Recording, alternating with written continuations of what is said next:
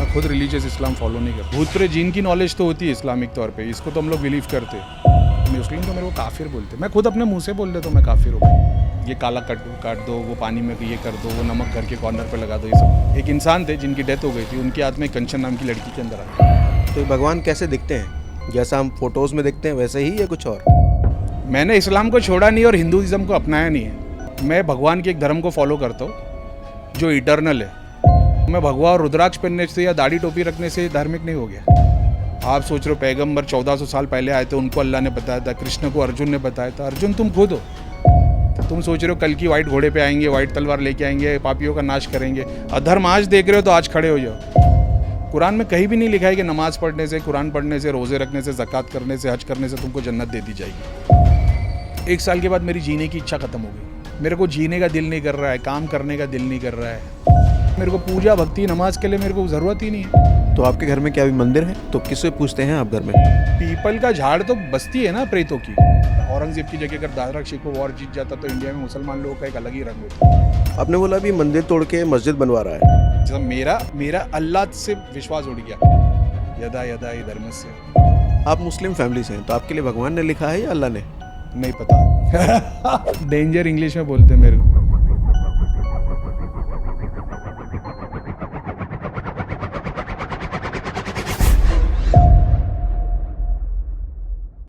Show Abdul Karim Khan जी, जी सागर भाई।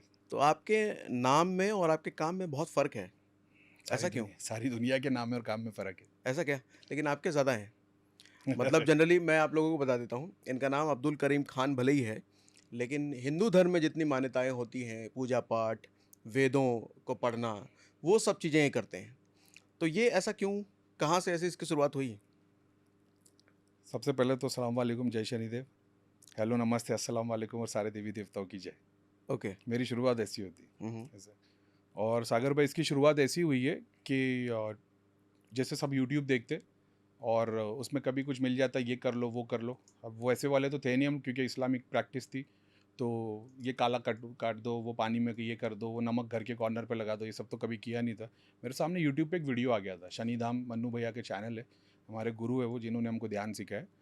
उनके channel पे मैंने देख लिया था, वो बता रहे थे कि अगर आपको लाइलाज बीमारी है और आप कंटिन्यू इसकी सालों से दवा ले रहे हो, ठीक नहीं हो रहे हो, तो ये नेगेटिविटी की वजह से हो सकता है। ये पहली बार मैंने कुछ सुना था। भूत प्रेत जिन की नॉलेज तो होती है इस्लामिक तौर पे, इसको तो हम लोग बिलीव करते हैं। और फिर 4-6 महीने तक मैंने उनके वीडियोस देखे, जहाँ पे एक लड़की कंचन, जिसके अंदर प्रीतम भैया की आत्मा आती है, वो लोगों को चेक करती थी। नेगेटिविटी आपको देख के सब बता देगी आपके बारे में। वो देख के मैं दिल्ली चला ये गया। प्रीतम भैया कौन है? प्रीतम भैया एक आत्मा है, एक इंसान थे जिनकी डेथ हो गई थी, उनकी आत्मा एक कंचन नाम की लड़की के अंदर आती और वो सब बता देखती थी हमारे, मतलब सबके जो भी सामने आता है उसके बारे में। ये उनका थोड़ा भी खुल के चैनल है। बताइए, कौन है, क्यों आते हैं, क्या क्या होता है आने के बाद? जैसे प्रेत किसी के शरीर के अंदर आता है, हम्म। तो शरीर के अंदर, मेरा बोलने का मतलब है कि बॉडी के अंदर आने के बाद जब ब्रेन में वो जिस पोजीशन पे जगह ले लेगा, तो उसको उतनी सारी चीज़ों का एक्सेस मिल जाता है। तो जैसा हम लोग बोलते हैं ESP बोलते हैं, एक्स्ट्रा सेंसरी परसेप्शन, उनका वो परसेप्शन बहुत ज़्यादा बढ़ जाता है, एनर्जी रीड करने लग जाते हैं। और फिर बाद में ये कंचन की बात कर रहे हैं, ये कंचन करने लग जाती हैं? कंचन को नेगेटिविटी थी, वो इलाज करवाने शनिधाम में आई थी। हाँ। उसका इलाज हो गया तो उसकी वो दिव्य दृष्टि, जो आज्ञा चक्र की जो छठा चक्र है, वो खुल गया। तो वो उसके पास में ऐसे साइकिक पावर आ गए, जो देखना शुरू कर दिया उसने। तो लोगों की बॉडी के अंदर देख के बता देते थे, आपको यहाँ प्रॉब्लम है, आपके घर में यहाँ प्रॉब्लम है वगैरह। ये मैंने वीडियो पे देखा और मैं वहाँ पे चला गया चेक करने के, सच में है कि ये खाली ऐसा ही है। ओके, एक मिनट में रुकता हूँ। ये जो कंचन की आप बात कर रहे हो, ये शनिधाम में गई और वहाँ पे ये सब चीज़ें उन्होंने सीखा कि दूसरे की बॉडी के अंदर झांक करके चीज़ें देख पाए, जी। उसके मन में क्या चल रहा है वो जान पाए। खास तौर पे जो भी आपकी प्रॉब्लम है वो किस वजह से है, यानी वो आपको देख के बता दे कि भाई आपको है ना पेट में तकलीफ है, आपको वो कुछ ना देख के कुछ। बता देंगी। हाँ ये स्किल है, ये सीखा। जी। ओके। क्लैरवॉयंस बोलते हैं इसको। साइकिक की बहुत सारी मतलब साइकिक पावर की बहुत सारी टाइप्स है। हम्म। उसके अंदर से ये क्लैर ऑडियंस बोलते हैं, जो आप सुन सकते हो कहीं का भी कुछ भी। तो उसमें से ये एक है। तो जब आपकी दृष्टि खुल जाती है, आपके पास बहुत सारी सिद्धियाँ आती है। वो सिद्धियों में से एक है जो शरीर के अंदर की चीज़ बताएगी। एक ऑरा रीड करेगी, एक एस्ट्रल बॉडी को देख लेगी, एक सारी एस्ट्रल बॉडी को देखेगी, एक घर देख सकते हैं, और अपना कहीं गड़ंत गड़ी है, या आपकी क्रिया 30 साल पहले मामा जी ने कहीं पे जादू करके किस झाड़ पे बांधा था, ऐसी बहुत सारी चीज़ें दिखाई देती है। ओके, तो ये एक्टिविटी आपने यूट्यूब पे देखा, उसके बाद आप गए वहाँ शनिधाम। हाँ। फिर क्या हुआ? फिर वहाँ पे गए तो जब मैंने देखा वो पूरी लाइन में 200 लोगों को बैठ के एक के बाद एक चेक किए जा रहे और हर किसी को चेक कर रहे हो, बोल रहा है हाँ। तो बोल रहे तुम्हारे घर पे ऐसा है, ऐसे एंट्रेंस है, राइट साइड में से डाइनिंग टेबल है, लेफ्ट साइड में सीढ़ी है, सीढ़ी के ऊपर ये क्या है यहाँ पे? तो बोले ब्लैक कलर का एक बड़ा क्या पानी की टाकी? बोले हाँ। हुँ, बोले यहीं पे एक प्रेत खड़ा है। तो बोले सर हमारे रहने से पहले यहाँ पे किसी ने सुसाइड किया था, यहाँ पे जल के मर गई थी। तो वो उस प्रेत को उस वक्त देख पा रहे थे। तो उन्होंने बोले जिस दिन से घर पे आए तब से तकलीफ है। हाँ, तो ऐसे ऐसे हज़ारों को वो चेक कर रहे थे। तो मैं 1 हफ्ते तक वहाँ पे था। तो वो सबको चेक करते थे। उनके चैनल आप देखना, उनको बुलाना, प्रीतम धाम नाम है उनका चैनल का। तो वो सबको चेक करते थे। और बात ऐसी है ना कि मैं बोल रहा हूँ और आप वेरीफाई भी कर रहे हो कि जी हाँ, ये हुँ, होता है, हुँ, ये हुँ, होता हुँ, है, ये ऐसा ही सही हो रहा है। अब वो सबके साथ हो रहे, तो मैंने हमारे जो उधर मन्नू भैया थे उनको पूछा कि भाई, बोला भैया ये कैसे कर लेते? हुँ, हुँ, तो बोले कोई भी कर सकता है, इसके लिए ध्यान करना पड़ता है, जाप शक्ति होनी चाहिए, जाप करने लग जाओगे तो होने लग जाएगा। बोले क्या करना पड़ेगा?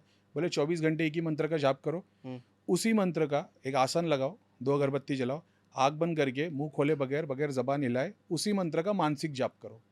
मानसिक जाप मतलब? मुँह मन से? खोले बगैर, हुँ, बगैर हुँ, ज़बान हिलाए, मन के अंदर उसी मंत्र का जाप करो। हुँ, मतलब बस इतना करना पड़ता है। बोले हाँ। फिर किसी से कुछ हम लोग 5-6 जन बैठे थे, किसी ने पूछा परहेज़ी वगैरह? मैं बोला परहेज़ी वगैरह कुछ? बोले नहीं। तो मेरे को ठीक ही लगा, मैंने उसके पहले भी कुछ सुना। अच्छा, उस वक़्त मेरे को उन्होंने पूछा तुम लोग क्या पढ़ते हो? हुँ, 4 कुल होते, कुल कुल अल्लाह, बोला सूरह इखलास। बोले हाँ, बस वही पढ़ो। बोला ये तो हम बचपन से पढ़ रहे हैं। बोले लेकिन तुमने कभी ध्यान नहीं किया ना। बोला आँख बंद करके बैठना हमारे लिए तो ऐसा है ना, हिंदू लोग करते, कौन करेगा ये? हुँ, हुँ, तो मैंने बोला चलो ट्राई करके देखेंगे, क्योंकि अब उन्होंने कोई हिंदू मंत्र तो दिया नहीं था।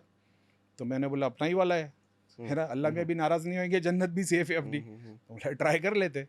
उसके बाद तो चमत्कार होने लग गए। तो उसके ऊपर तो पूरे चैनल पे वीडियो है मेरे, एक-एक मेरी सारी जर्नी, स्टेजेस, क्या हो रहा है, क्या नहीं हो रहा है।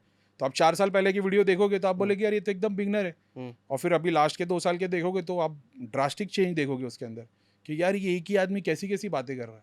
ओके। मतलब उस टाइम पे एबीसीडी का ज्ञान दे रहा हूँ, 2 हुँ, letter word, 3 letter word sentence, और अभी तो अपन प्रोफ़ेसर तो तैयार कर आप रहे क्या हैं। इस लेवल पे आ चुके हो जो पढ़ लेते हो सामने वाले को? हमारे स्टूडेंट जो है, हुँ, उस टाइम पे जो वो विद्या को यूज़ करते थे, शक्ति को यूज़ करते थे, वो नीचे के डायमेंशन की चीज़ें दिखाती है। नीचे का डायमेंशन यानी ये पृथ्वी तत्व है, मटेरियल वर्ल्ड है। हुँ, तो इसमें जो एनर्जी यूज़ होती है, अगर आप सारी ज़िंदगी उसको यूज़ करते जाओगे तो स्पिरिचुअली सहस्रा तक कभी पहुँच नहीं पाओगे। मेरी जर्नी में सब कुछ एक्सपीरियंस किया मैं, तो मैं भी वहाँ बैठ के लोगों को चेक करता था, बॉडी हुँ, देखता था, घर देखता था, लोकेशन देखता था, सारी चीज़ें होती थी। हुँ, फिर एक टाइम आया मेरे को समझ में आया कि ये सारी चीज़ें नहीं करना चाहिए। नहीं करना चाहिए, हाँ, क्यों? नहीं करना चाहिए। इसका मकसद ये नहीं है कि मैं आपको चेक करके बताऊँ, इसका मकसद है कि ये एक है शक्ति, आपने चेक किया, ये रियलिटी है, मतलब अब इतना समझ लो अगर ये शक्ति रियल है तो फिर भगवान भी रियल है।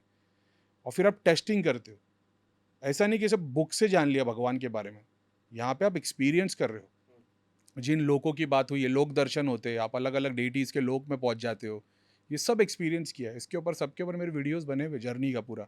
तो मैं भी नहीं मानता था यार ऐसे कैसे होता है। फिर हमने हनुमान जी के दर्शन किए, गणेश जी के किए, इमेजिनेशन में किए, इस एस्ट्रल में किए, ब्रेन में दर्शन किए। सब अलग-अलग टाइप के दर्शन होते हैं। एक होता है विजुअल दर्शन, जहाँ पे यहीं पे खड़े, वो राइट, लेफ्ट, ऊपर, नीचे कहीं नहीं दिखते। एक होता है जो ब्रेन में दर्शन देते, तो मैं यहाँ देखूँगा, यहाँ दिखेंगे, यहाँ देखूँगा तो यहाँ दिखेंगे, ऐसे। और फिर वो सिद्धि में रूप में दर्शन देते, सूक्ष्म शरीर में दर्शन देते, एक्चुअल डेटीज़ में देते, कॉस्मिक लेवल पे देते। वो आपकी स्पिरिचुअल जर्नी के स्टेजेज़ है। तो वो दर्शन देते हैं या हम देखते हैं? एक होता है वो तो इमेजिनेशन, ऑलरेडी एग्ज़िस्ट करता है ना। एक होता है इमेजिनेशन, मैं हुँ, हनुमान जी को इमेजिन कर रहा हूँ कहीं भी अपने घर में, कहीं भी। हुँ। लेकिन एक होता है सच में वो आए, ऐसा क्या?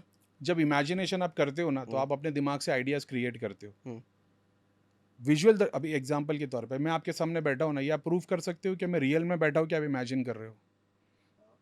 क्योंकि आपके ब्रेन के अंदर पैरामीटर सेट है कि इमेजिनेशन में ऐसा है और रियलिटी में ऐसा है। जब देवता रियल में दर्शन देते ना, कॉन्शियसनेस का एक ऐसा लेवल खुल जाता है जो आपने कभी लाइफ में एक्सपीरियंस नहीं किया था।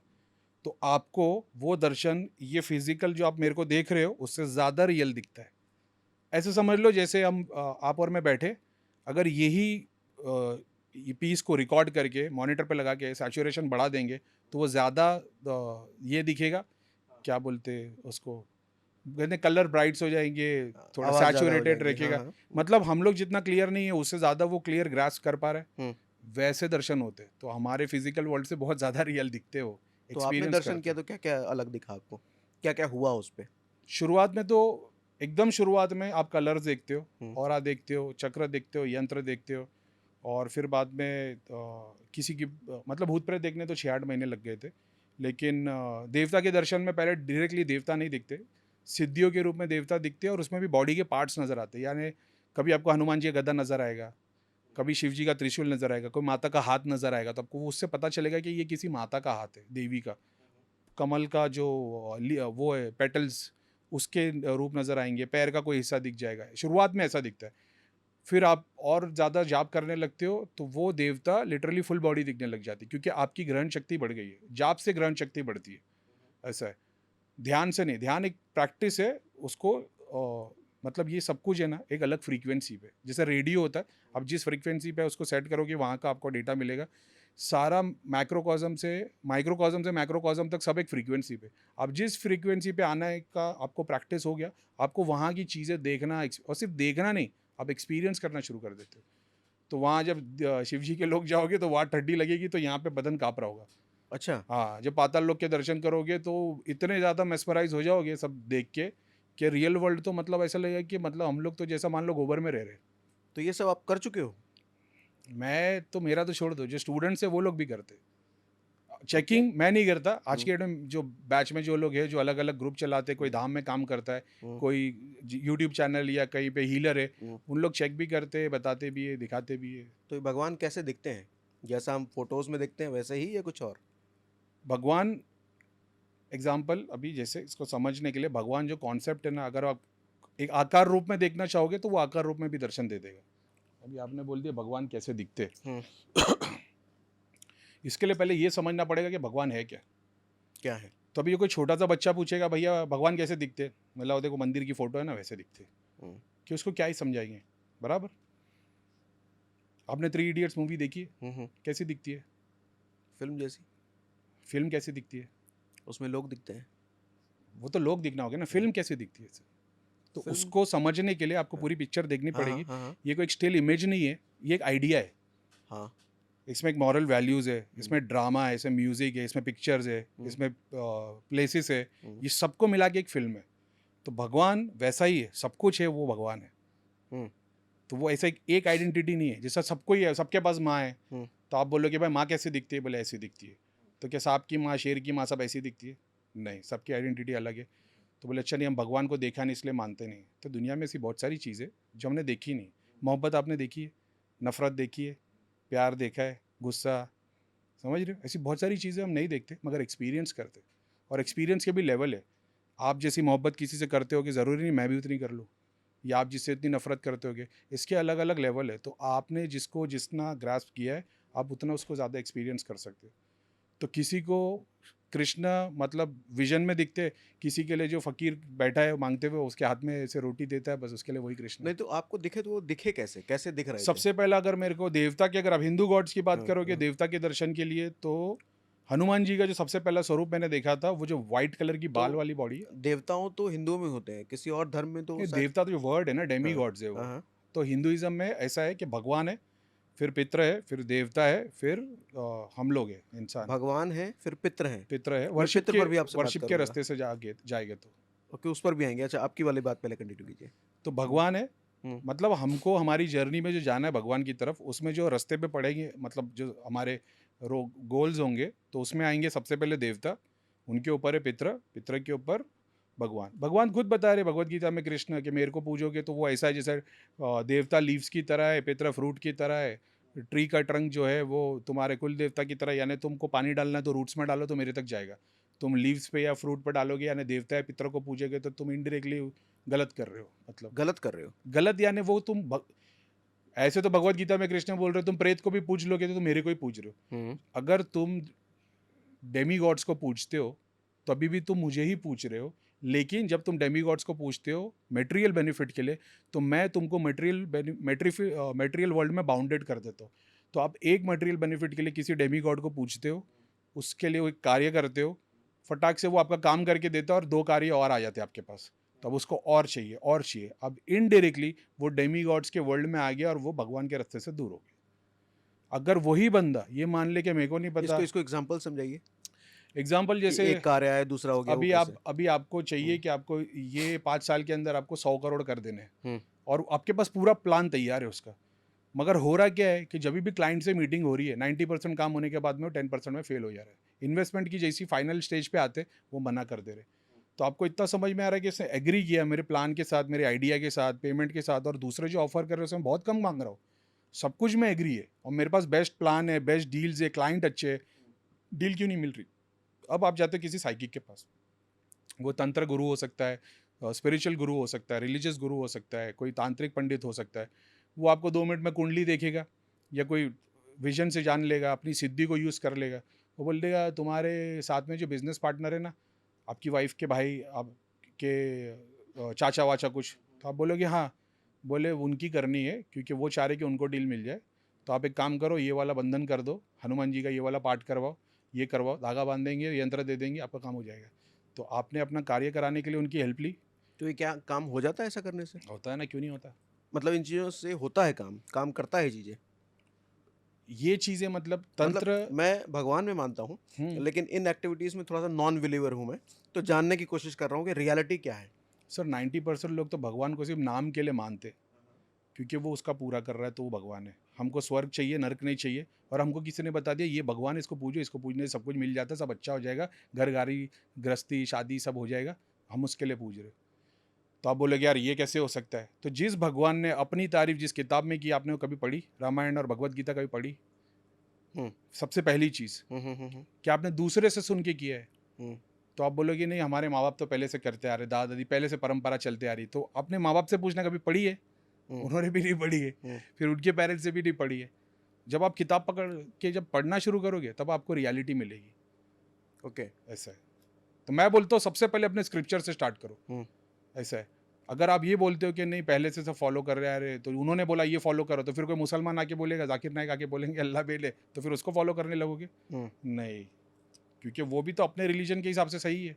हुँ। तो ठीक यानी है। आपकी कोई भी बत्ती घुमा सकता है। क्यों? क्योंकि आपने अपने स्क्रिप्चर नहीं पढ़े। स्क्रिप्चर जैसे ही पढ़ ले तो आपको समझ में आ जाता है कि कर्मा का रूप क्या है। अच्छा, मैं इंटरप्ट करता हूँ। अभी जो आपने बोला कि 2-4 धागा बाँध लो, हनुमान जी की ये कर लो, वो कर लो, ये करने से काम हो गया, तो इसको क्या बोलते हैं? इस एक्टिविटी को क्या बोलें? भगवान की पूजा नहीं है? नहीं नहीं, भगवान की डेटी सिद्धियाँ यूज़ करते हैं। तो सिद्धियाँ, मैं जो वर्ड सिद्धियाँ जब कन्वर्सेशन में सिद्धियाँ बोलता हूँ तो सिद्धियों से मेरा मतलब है वो स्पिरिट्स, या तो बॉडी स्पिरिट या बॉडीलेस स्पिरिट, यानी ऐसी आत्मा, या तो वो किसी बॉडी के एंटर होके आई है, वो इंसान मर गया है, उसकी आत्मा खड़ी है, उसको किसी ने पूज के देवता बना दिया है, या वो किसके घर का पितर है या देवता है, या किसी ने उसको स्थान दे दिया तो उसके नाम का मंदिर बन गया 300 साल बाद। तो ये सारे के सारे या तो body spirit, bodiless spirit, elemental spirit, elemental spirit यानी हमारे जो 5 तत्व है, अग्नि वायु जल आकाश, इनकी स्पिरिट्स। फिर जो गंधर्वाज है, नेम्स है, जो सेलेस्टियल बींग्स है, ऐसी बहुत सारी स्पिरिट्स है। ये बहुत सारे छोटे बड़े कार्य करके दे देते हैं, क्योंकि हमारी तरह इनको मोक्ष नहीं चाहिए। ये बहुत सारी ऐसी स्पिरिट्स है ये वर्ल्ड में रहने के लिए आई है। तो हमारा काम कर देते हैं ये। हम्म। ओके। गिव एंड टेक का रिलेशनशिप होता है, डिपेंड करता है। वो कोई एक नारियल के लिए भी काम कर लेता है, कोई पूरा का पूरा मंदिर मांग लेगा, क्योंकि उसको 1,1200 साल तक रहना है अर्थ पे। तो वो नारियल से सेटिस्फाई नहीं होगा। हुँ, तो तुम्हारे को पहले 10 काम फ्री में करके दिखा देगा, फिर बताएगा देख मेरे को ये चाहिए। अब तुमको आगे करवा सकते हो, अगर अपनी इतनी हैसियत है तो तुम उसको मतलब एग्री करो, नहीं तो उसको लेट तो गो हमें करो। कैसे पता चलेगा उनको क्या चाहिए? अभी जो लोग ये प्रैक्टिस को फॉलो करते हैं तो ज़्यादातर, एग्जाम्पल ले लो कि अगर आप ये जर्नी के बारे में सीखना चाहते हो तो आपकी ये इंट्रोडक्शन मेरे से शुरू हो गई, तो आप मेरे बारे में रिसर्च करोगे, आपको पता चलेगा क्या है क्या नहीं। तो ये एक शुरुआत हो गई। दूसरे वो होंगे जिसकी पीढ़ी से पीढ़ी गुरु परंपरा से सिद्धियाँ चली आ रही है, पितर ऑलरेडी काम कर रहे हैं, तो फादर अपने बच्चों को तैयार कर ही देगा कि तुमको डेली ये माला करनी है, इतने मंत्रों का जाप कर रहे हैं, ये टाइम पे ये भोग, अमावस पूर्णिमा, ये चीज़ का ध्यान रखना है। तो वो मानते ही है। और जैसे ही वो कुछ नहीं करेंगे ना तो घर में बहुत ज़्यादा नुकसान हो जाता है उनके। तो वो डरते भी बहुत ज़्यादा है, वो मिस नहीं करते उस चीज़ को, वो रूल्स के हिसाब से ही चलते। मैंने एक वीडियो देखा था, बुद्ध के बारे में है वो। हम्म। वो जो वीडियो बना रहे हैं, वो ये कहते हैं कि आत्मा के बारे में बुद्ध ये समझाते हैं कि आत्मा एक मोमबत्ती की लाइट जैसी होती है।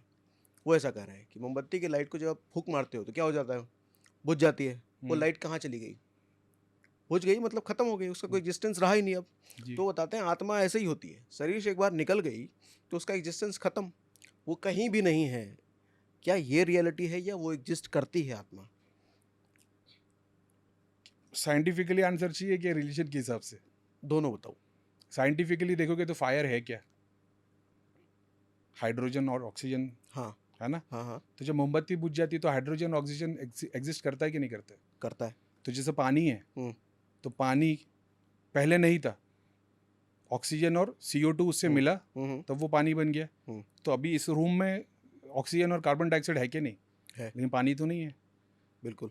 तो ये एक टेक्नीक है, ठीक है? अब आते हैं आपकी स्पिरिचुअल अध्यात्म वाली बात में, क्या आत्मा है कि नहीं है? तो आत्मा का स्वरूप अगर रिलीजियस स्टडी के हिसाब से बताया गया तो पूरे वर्ल्ड जो यूनिवर्स है, सब कुछ 2 चीज़ों से बना है, मैटर और एस्ट्रल। सब कुछ या तो फिजिकल है और या जो एस्ट्रल है, आत्मा है। मेरा ऐसा मानना है और उपनिषद में भी बताया गया है, ब्रह्मांड की जो आत्मा है वो शिव है। और जो कण है, एटम से लेकर कॉस्मिक लेवल तक जो मैटर है, वो शिव है। शाक्त इसको ऐसे मानता है कि ये आदि शक्ति है, सब कुछ मैटर है वो शक्ति है, हुँ, शिव है। और जो उसकी शक्ति है, उसकी हुँ, एनर्जी है, वो शक्ति है, आदि शक्ति जिसको बोला हुँ, हुँ, जाता है। हुँ, हुँ, ठीक है? हुँ, अब उसके बाद आपने बोले कि आत्मा की बात, तो आत्मा का ऐसा है कि ईश्वर अपने आप को बताता है कि सुप्रीम जो समंदर है वो मैं ही हूँ और वो आत्मा का समंदर है। उसमें से हर एक बूंद है, जैसे आप है, मैं है, ज़मीन, आसमान, जीव, जंतु, जानवर, सबके अंदर उसी की आत्मा है, वही कण है। सब कुछ को वो भस्म कर देता है। ठीक है? कल्प तैयार होते, पूरा एक कल्प होता है, 4 युग होते हैं, सतयुग, द्वापर, त्रेता, कलयुग वगैरह। ऐसे 14 टाइम्स वो कर चुका है।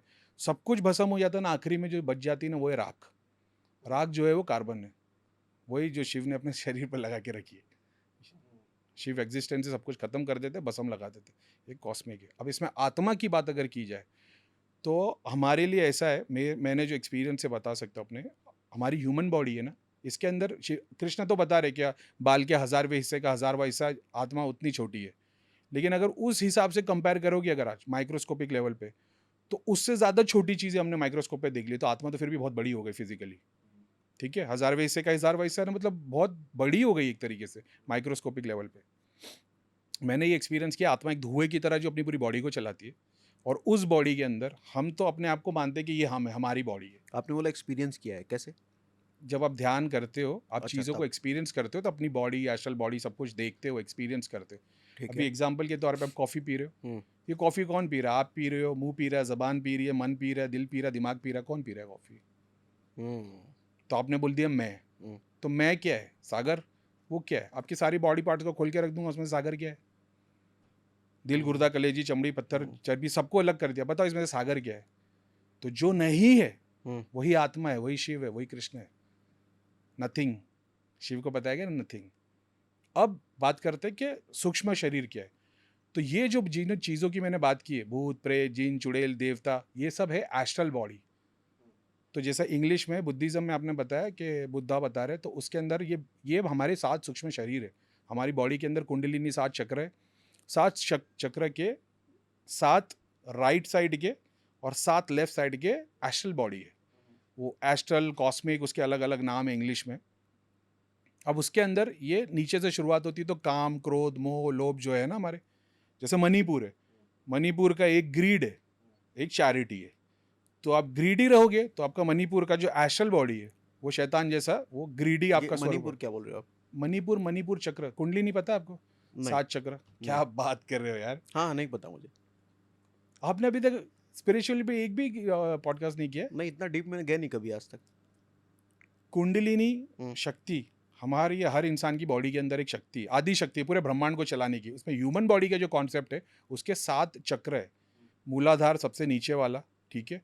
उसके ऊपर वाला यानी नेवल से लेकर अपने जो ये है, क्या बोलते हैं, प्राइवेट पार्ट, उसके बीच में है वो स्वादिष्टान है।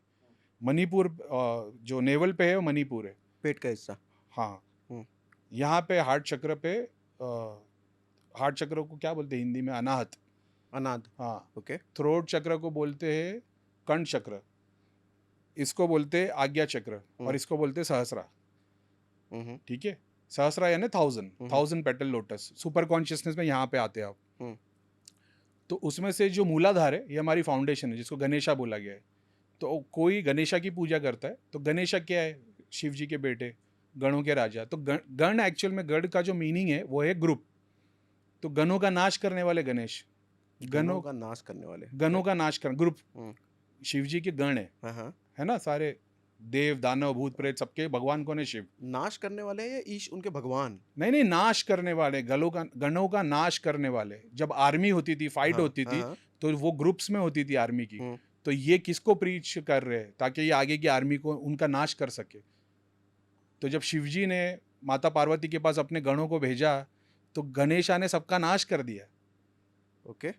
शिव जी अपने गण को भेज रहे थे हाँ ना, हाँ एक के हाँ। बाद शिव जी बुला रहे। हम्म, गणेशा ने सबको स्वाइप कर दिए। हम्म। तो वो गणों का नाश करने वाले गणेश। बट ईश तो हम कहते हैं, ईश मतलब भगवान। इष्ट नहीं है वो, इष्ट ईश देव। ईश मतलब भगवान। तो गण बोलने ईश। के लिए बहुत सारी बातें बोल हाँ। सकते हैं। मैं ऐसे तो गणेशा के 1000 नाम है। हम्म, मैं एग्जाम्पल दे रहा हूँ, जैसे गणेश, हम्म, तो गणों का नाश करने वाले। गणपति, हम्म, गणों के पति, हम्म, ग्रुप लीडर। तो जो वर्ड गण है वो ग्रुप है। हाँ। कॉन्सेप्ट समझो मैं क्या बता रहा हूँ। इष्ट पे बात नहीं कर रहे अपन, गण के ऊपर बात कर रहे हैं। तो गण यानी कि ग्रुप, गण के पति यानी गणपति, ग्रुप के लीडर, गणों का ग्रुप नाश लीडर, करने हाँ। हाँ। हम्म, तो ये क्या है? ये ग्रुप में क्यों नाम दिया जा रहा है गणेशा को? हम्म। समझ रहे हो? क्यों दिया जा रहा है? तो ग्रुप है क्या, ये समझेंगे हम।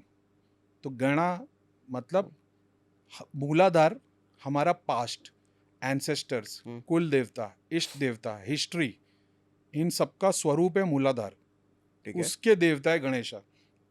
तो अगर आपके घर पे पितरों की समस्या है, कुल देवता रुष्ट है वगैरह वगैरह जो है, सिर्फ वो गणेश की पूजा करता है तो उसका मूलाधार एक्टिव हो जाता है। तो गणेश की पूजा से, उसके मूलाधार से, उसके एंसेस्टर से उसको भक्ति का ये मिलेगा, क्या बोलेंगे, सवाब, पॉइंट्स। ओके। अगर वो मंत्रों का जाप करेगा गणेश का, तो उसके अंदर शक्ति आएगी मूलाधार में। तो उसके एंसेस्टर्स, कुल देवता जो वीक हो गए थे, उनको उस मंत्र से शक्ति मिलेगी। अगर वो हवन करेगा, भोग चढ़ाएगा, तो ये हवन देवताओं को भोग देने का तरीका है। तो गणेश जो ग्रुप के लीडर है, उनके सारे देवताओं को शक्ति अग्निदेव प्रदान करेंगे स्वाहा के थ्रू, उनकी वाइफ है, हवन के थ्रू। ये सारा कुछ जब आप गणेश के नाम से हवन, पूजा, मंत्र जाप करते हो, तो आपके ही एंसेस्टर्स, पास्ट, कर्मा, हिस्ट्री, कुल देवता, इनको भक्ति शक्ति प्रदान होती है। ये ओके। एक चक्र हो गया, ये गणेशा मूलाधार। और बाकी के चक्र? फिर स्वादिष्ठान है, उसके देवता अलग अलग है। मणिपुर के शायद तक ब्रह्मा जी के विष्णु जी है। स्वादिष्ठान मेरे को पता नहीं, वो हिंदू अपना हिसाब से ब्रह्मा और विष्णु ऊपर नीचे है। एग्जैक्टली नहीं पता मेरे को, एक्चुअल में नाम और नंबर याद नहीं रहते, लेकिन कॉन्सेप्ट अगर आप कोई भी गूगल कर लेगा तो उसको पता लग जाएगा। तो मैं रिलीजियस स्टडी नहीं किया हूँ, मैंने एक्सपीरियंस से सीखा हूँ और थोड़ा बहुत मैं वेरीफाई करता था, उससे सीखा हूँ। तो मणिपुर क्या है? मणिपुर स्वादिष्ठान डिज़ायर है आपका। तो डिज़ायर क्या डिज़ायर है? हर चीज़ जो आपको नीड नहीं है लेकिन डिज़ायर है आपको। गाड़ी की आपको ज़रूरत है, लैम्बोर्गिनी आपका डिज़ायर, ऐसा। तो अगर आप लैम्बोर्गिनी के पीछे भागते हो तो आप अपने डिज़ायर के पीछे भाग रहे हो। तो 7 डिज़ायर्स है, उसमें से स्वादिष्टान है जो आपको रस देता है। तो इन डिजायर के लिए भी जो भगवान रिस्पॉन्सिबल हैं, आप कह रहे हो, उनकी अगर पूजा करो तो विष्णु डिजायर भगवान, पूरे होते हैं। हाँ, डिज़ायर पूरे होते। अब वो 2 चीज़ पे काम करता है कि आप वो भगवान को किस चीज़ के लिए पूज रहे हो, डिज़ायर के लिए कि डिज़ायर से मुक्ति पाने के लिए। क्योंकि आज गाड़ी चाहिए, कल लैम्बोर्गिनी चाहिए, परसों प्राइवेट जेट चाहिए, तो डिज़ायर तो ख़त्म ही नहीं होने वाले। तो हर चक्र के अपने डिज़ायर है। तो ये जो 7 डिज़ायर है, तो वो जब आपको जितने की ज़रूरत है 1 करोड़ की, मगर आप चाह रहे 100 करोड़, तो फिर वो ग्रीड हो गया, ऐसा है। तो आपको अगर भगवान के रास्ते पे बढ़ना है, तो फिर आपको अपने करोड़ छोड़ के दूसरों के ऊपर हेल्प करना पड़ेगा, ताकि आपके जैसे लोग करोड़ मांगने ना लग जाए। तो उसको चैरिटी करो। तो जब आप चैरिटी करोगे तो आप भगवान के रास्ते चल रहे हो। अगर आप बोले नहीं चैरिटी वैरिटी, मेरे को करोड़पति बनना है ताकि मैं आगे आज 1 की मदद कर सकता हूँ, कल 1000 की मदद कर पाऊंगा, फिर ग्रीड आ जाएगा। पर्पस अलग है उसका, लेकिन वो ग्रीड भी बुरा नहीं है। आपके दिमाग में कॉन्सेप्ट क्लियर होना चाहिए कि आपको ग्रीडी भी किस लिए बनना है। ऐसे जैसे रॉबिन हुड है, वो अमीर के घर चोरी करता, गरीब को बांट देता। तो गरीबों की नज़र में वो भगवान है, अमीरों की नज़र में चोर है। अब रॉबिन हुड को पूछेंगे तो क्या बोलेगा कि वो चोर है कि वो भगवान है?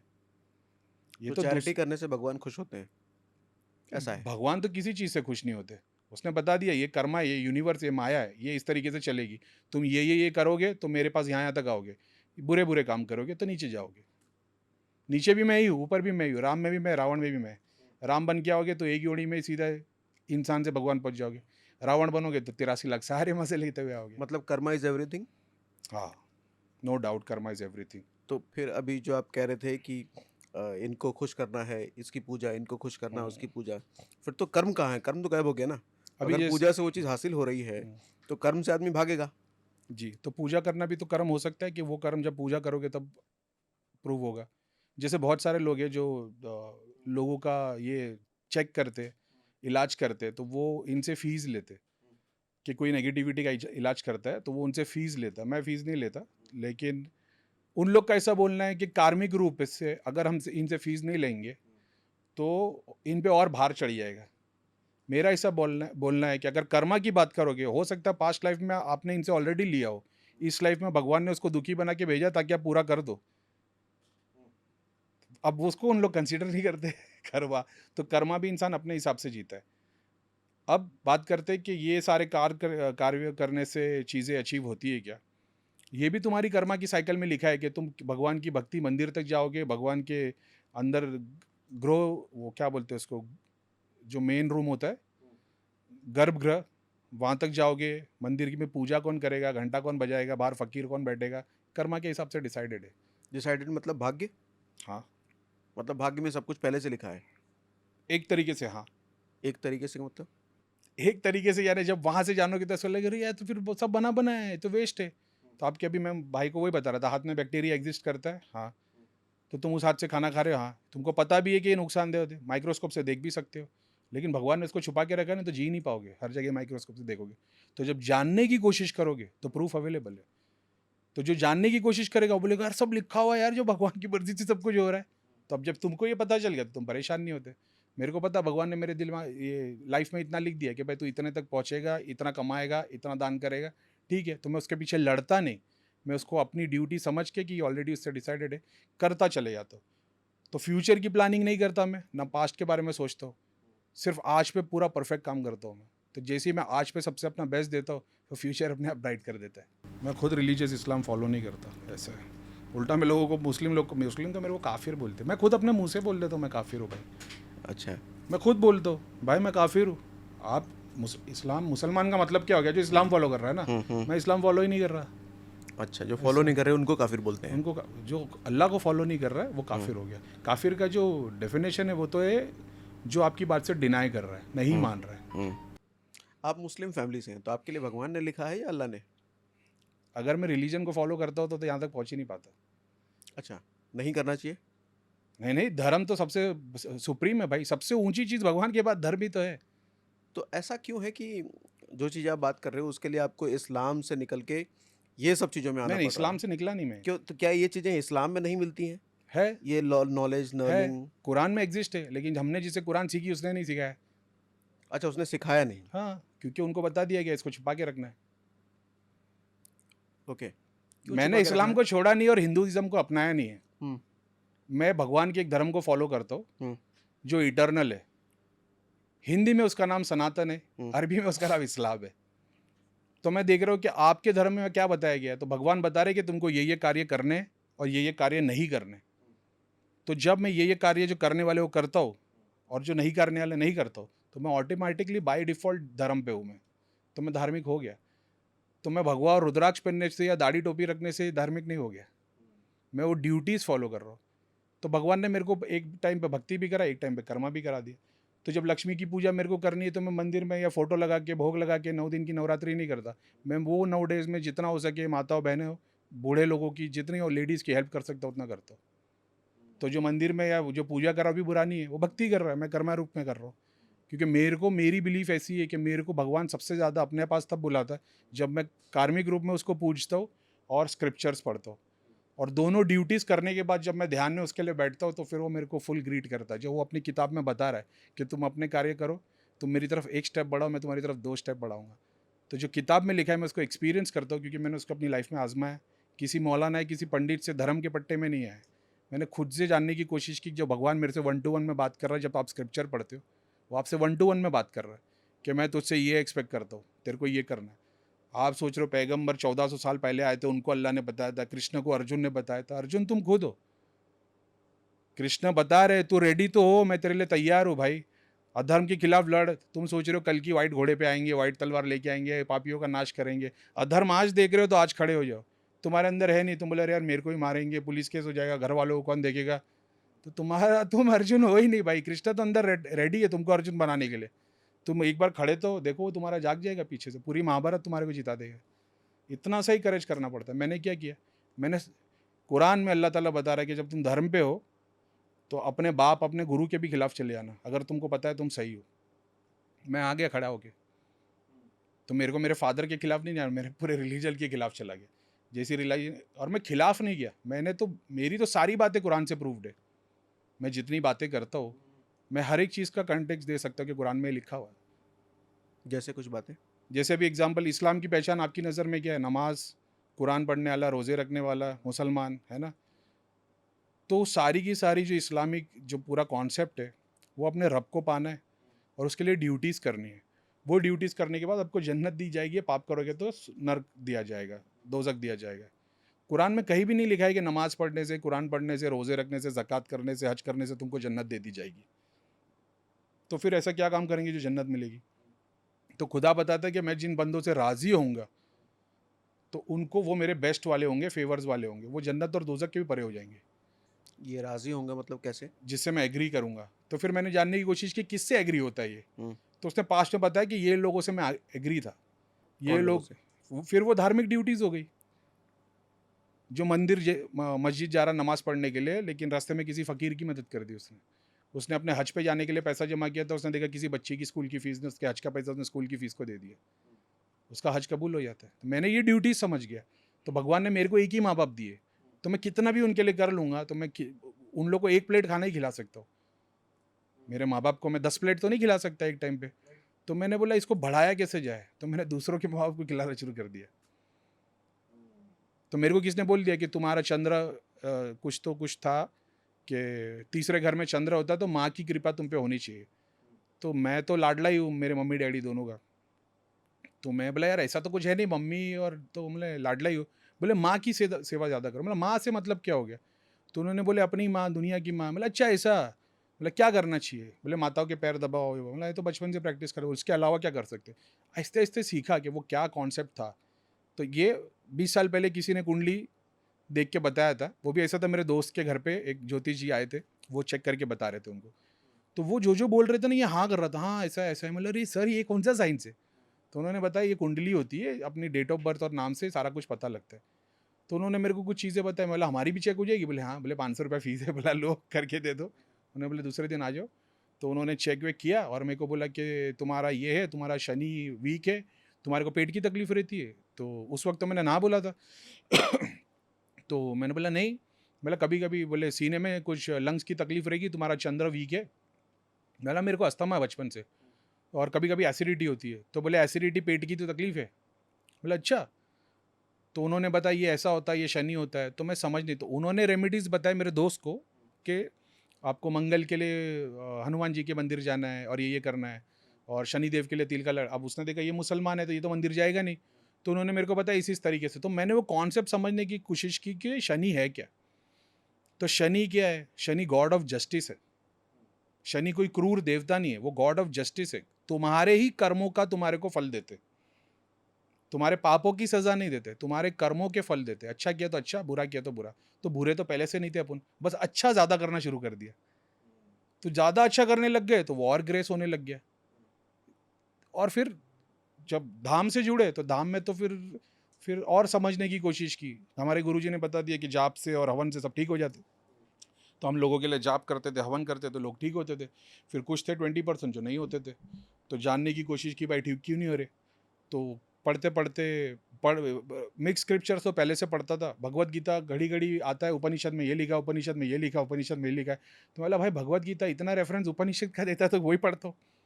उपनिषद पढ़ना चालू किए तो मेरे को समझ में आ गया कि भाई मेरी जो, अब इस्लाम के तौर पे मैंने पहली किताब कुरान पढ़ी, तो मेरा ऐसा मानना है कि मेरे इष्ट की किताब है, मैं इसको फेवरेट मानता हूँ। लेकिन अगर वर्ल्ड में आने के बाद में जो मेरी फेवरेट किताब है वो उपनिषद है। मैंने मतलब दुनिया में जो और मैं बहुत पढ़ता हूँ, लेकिन मेरी मेरी लाइफ में जो सबसे बेस्ट चीज़ है उपनिषद है। वो अलग ही सागर ऐसा है। क्यों? उपनिषद का मतलब बताइए? नहीं पता, यही तो बात है हुँ। कि ये टेक्निकल टर्म के आंसर, अभी ममता मैडम के साथ पॉडकास्ट था, उन्होंने मेरे को 4 बार पूछा आपके दिमाग में गुरु का डेफिनेशन क्या है, और मैं वो बताते चला गया, लेकिन मैंने एंड तक गुरु का डेफिनेशन नहीं बता पाया। तो यही तो बात है, ये तो आपको गूगल से भी मिल जाएगा। 7 चक्र क्या होते हैं, कुंडलिनी क्या होती है, दृष्टि क्या होती है। मेरी जर्नी ये रही कि मैंने प्रैक्टिस करी। यानी आपने, मैं अक्सर ये एग्जांपल देता हूँ, आपने मैंगो के बारे में पढ़ा है, लिखा है, रिसर्च की है, पीएचडी कर ली है, आपने हज़ारों बुक्स पढ़ ली, अपने हज़ारों थीसिस लिख लिया, अपने वर्ल्ड ट्रैवल कर लिया, हर तरीके के आम के बारे में आपको पता है, लेकिन आपने चखा नहीं। मैंने वो आम चख लिया।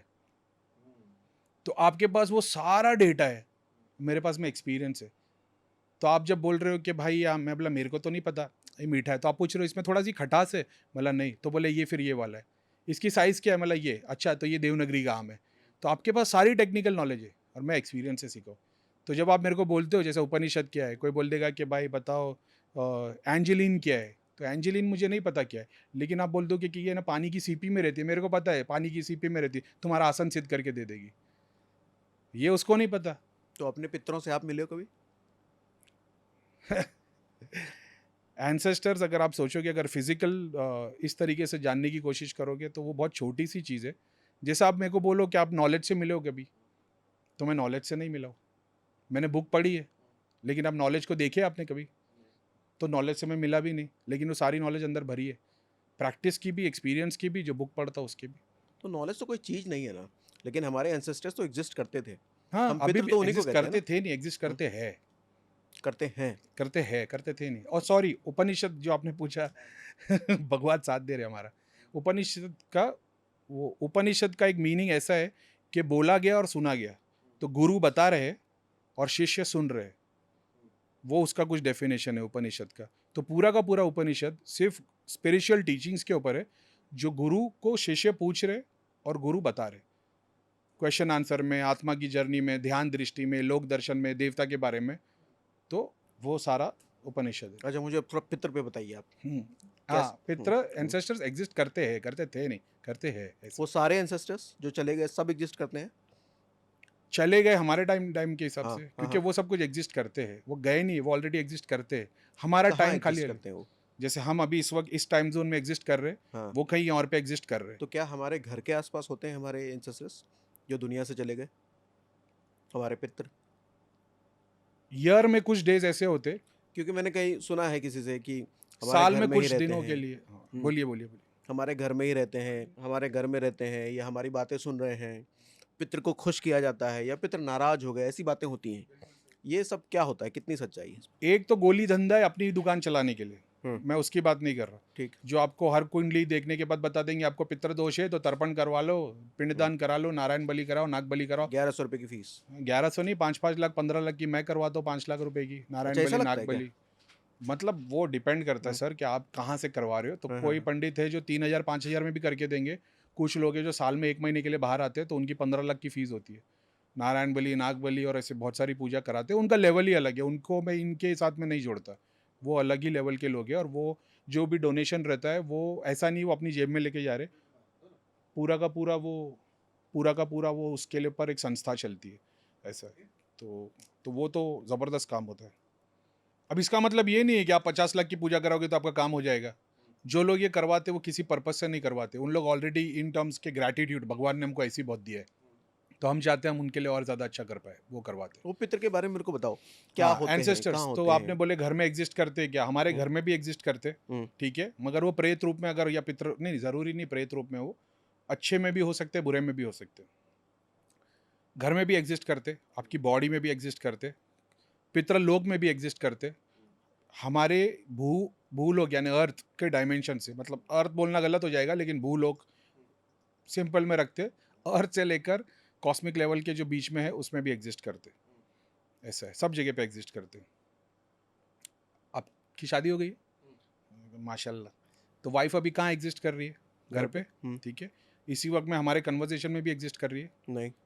कन्वर्जेशन में है ना हमारे अभी वो, अच्छा, कन्वर्सेशन में, हाँ, हाँ, ठीक है। कन्वर्जेशन में है, ठीक है। इस वक्त में आपके ब्रेन में भी है वो, हम्म, हम्म, और मोहब्बत तो दिल में बसी हुई है। हम्म, उसी कॉन्सेप्ट के थ्रू फिजिकली हम्म, अभी एक 10 साल के बाद भी कोई वीडियो देखेगा, हम्म, तो उस वक्त जो वीडियो देख रहा होगा 10 साल के बाद, तो उसके सामने, वीडियो के सामने वो कन्वर्जेशन में वहाँ एग्जिस्ट हो गई, हम्म, हम्म, पास्ट में भी, प्रेजेंट में भी, फ्यूचर में भी। सिर्फ हम उस टाइम के लूप से चल रहे, तो जिस टाइम पे हम एग्जिस्ट करते हैं हमको लगता है ये प्रेजेंट है, वो ऑलरेडी सब जगह पे एग्जिस्ट कर रहे हैं। ओके। समझ में आया कि बाउंसर चला गया? नहीं बाउंसर समझ? हो गया, बाउंसर हो गया। आपके एंसेस्टर्स, हम्म। ऐसे समझ लो आपका डीएनए। ओके। तो एंसेस्टर्स में तकलीफ आई, साइंटिफिकली डीएनए में आपके फॉल्ट नजर आएगी, उसकी रेमेडी है सल्फर। सल्फर क्या है? जमीन के नीचे से जो पानी निकलता है, कुंड बन जाते हैं भगवान के मंदिर के, वहाँ पे नहाते तो सब पाप धुल जाते, बीमारियां दूर हो जाती है, क्योंकि उस पानी में सल्फर की क्वांटिटी ज़्यादा होती है। ये साइंटिफिक रीजन है। हाँ, वही सल्फर अदरक में होता है। ओके। जब अदरक की आप चाय पीते हो तो आपको वो थोड़ा होश में लेके आती है।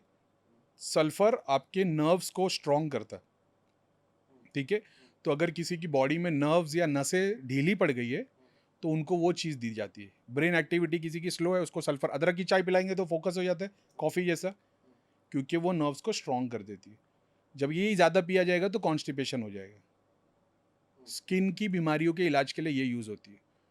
यही स्किन की बीमारी उसी टाइम पे कुंडलिनी में, अगर आपकी कुंडली में देखा जाए तो अगर आपको रक्त रोग है, स्किन का रोग है, तो ये ऑटो इम्यून डिसऑर्डर साइंस के हिसाब से जैसे कुंडली में देखोगे तो इसका नाम होगा ग्रह दोष। आपको सर्टन टाइप के ग्रह का दोष आ जाएगा। लाइलाज बीमारी अगर आपको हो रही है बचपन से, मतलब पिताजी को भी, क्या एग्जांपल, मेरे को अस्थमा है, मेरे डैडी को तो नहीं है लेकिन मेरे डैडी को भी अस्थमा होता, मुझे भी है, मेरे बच्चे को भी है। हेरिडेटरी डिजीजेस पितृ दोषाज में आती है। साइंटिफिकली हेरिडेटरी हो गई, कुंडली में देखोगे तो पितृ दोष निकलेगा। ओके। न्यूमरोलॉजी में देखोगे, ये आपके पितृदोष का मतलब क्या है? पितृ दोष की कैटेगरी है, एंसेस्टर्स ने अगर पाप किए, श्राप किए, चोरी की, मर्डर किया, किसी की जगह हड़प ली, किसी को नुकसान पहुंचाया, तो ये फैमिली, ये मेंबर्स पितृ बन जाते।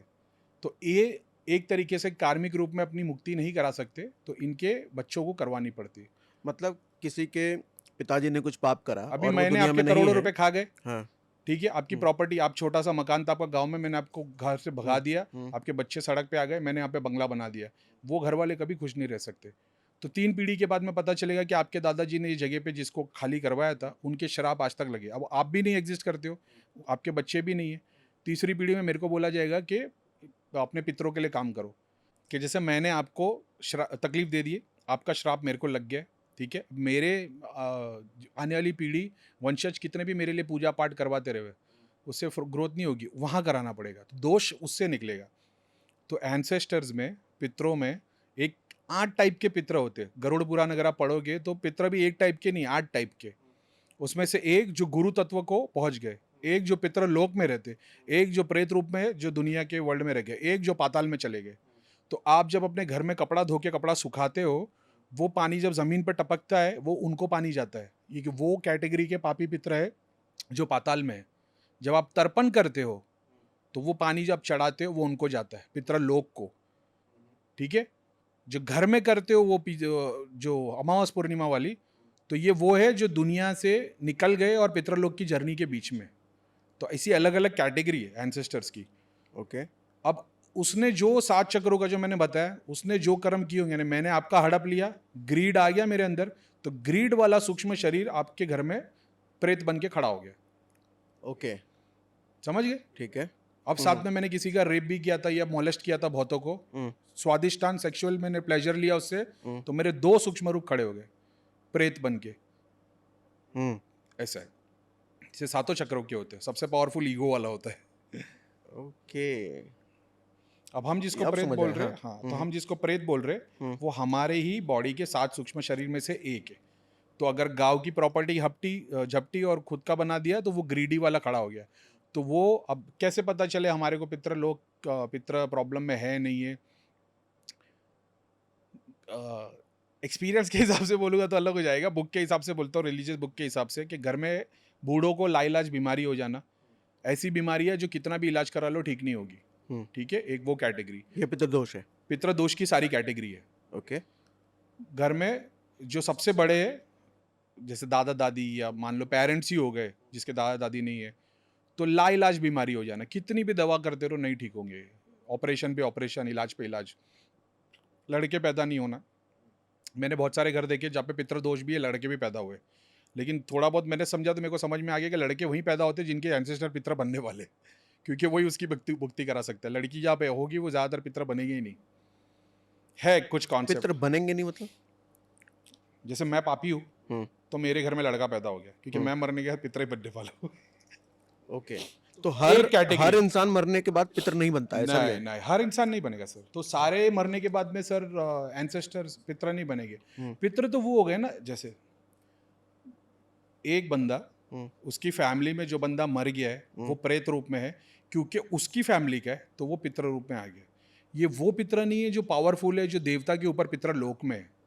अच्छा, हाँ, मैंने मतलब बताया ना, पितर की भी कैटेगरी हो गई। बताया ना 8 टाइप की कैटेगरी है, ओके, गरुड़ पुराण में लिखा हुआ है। ठीक है। तो अब यही पितर किसी और के शरीर में जा रहा है तो प्रेत हो जाएगा। अच्छा।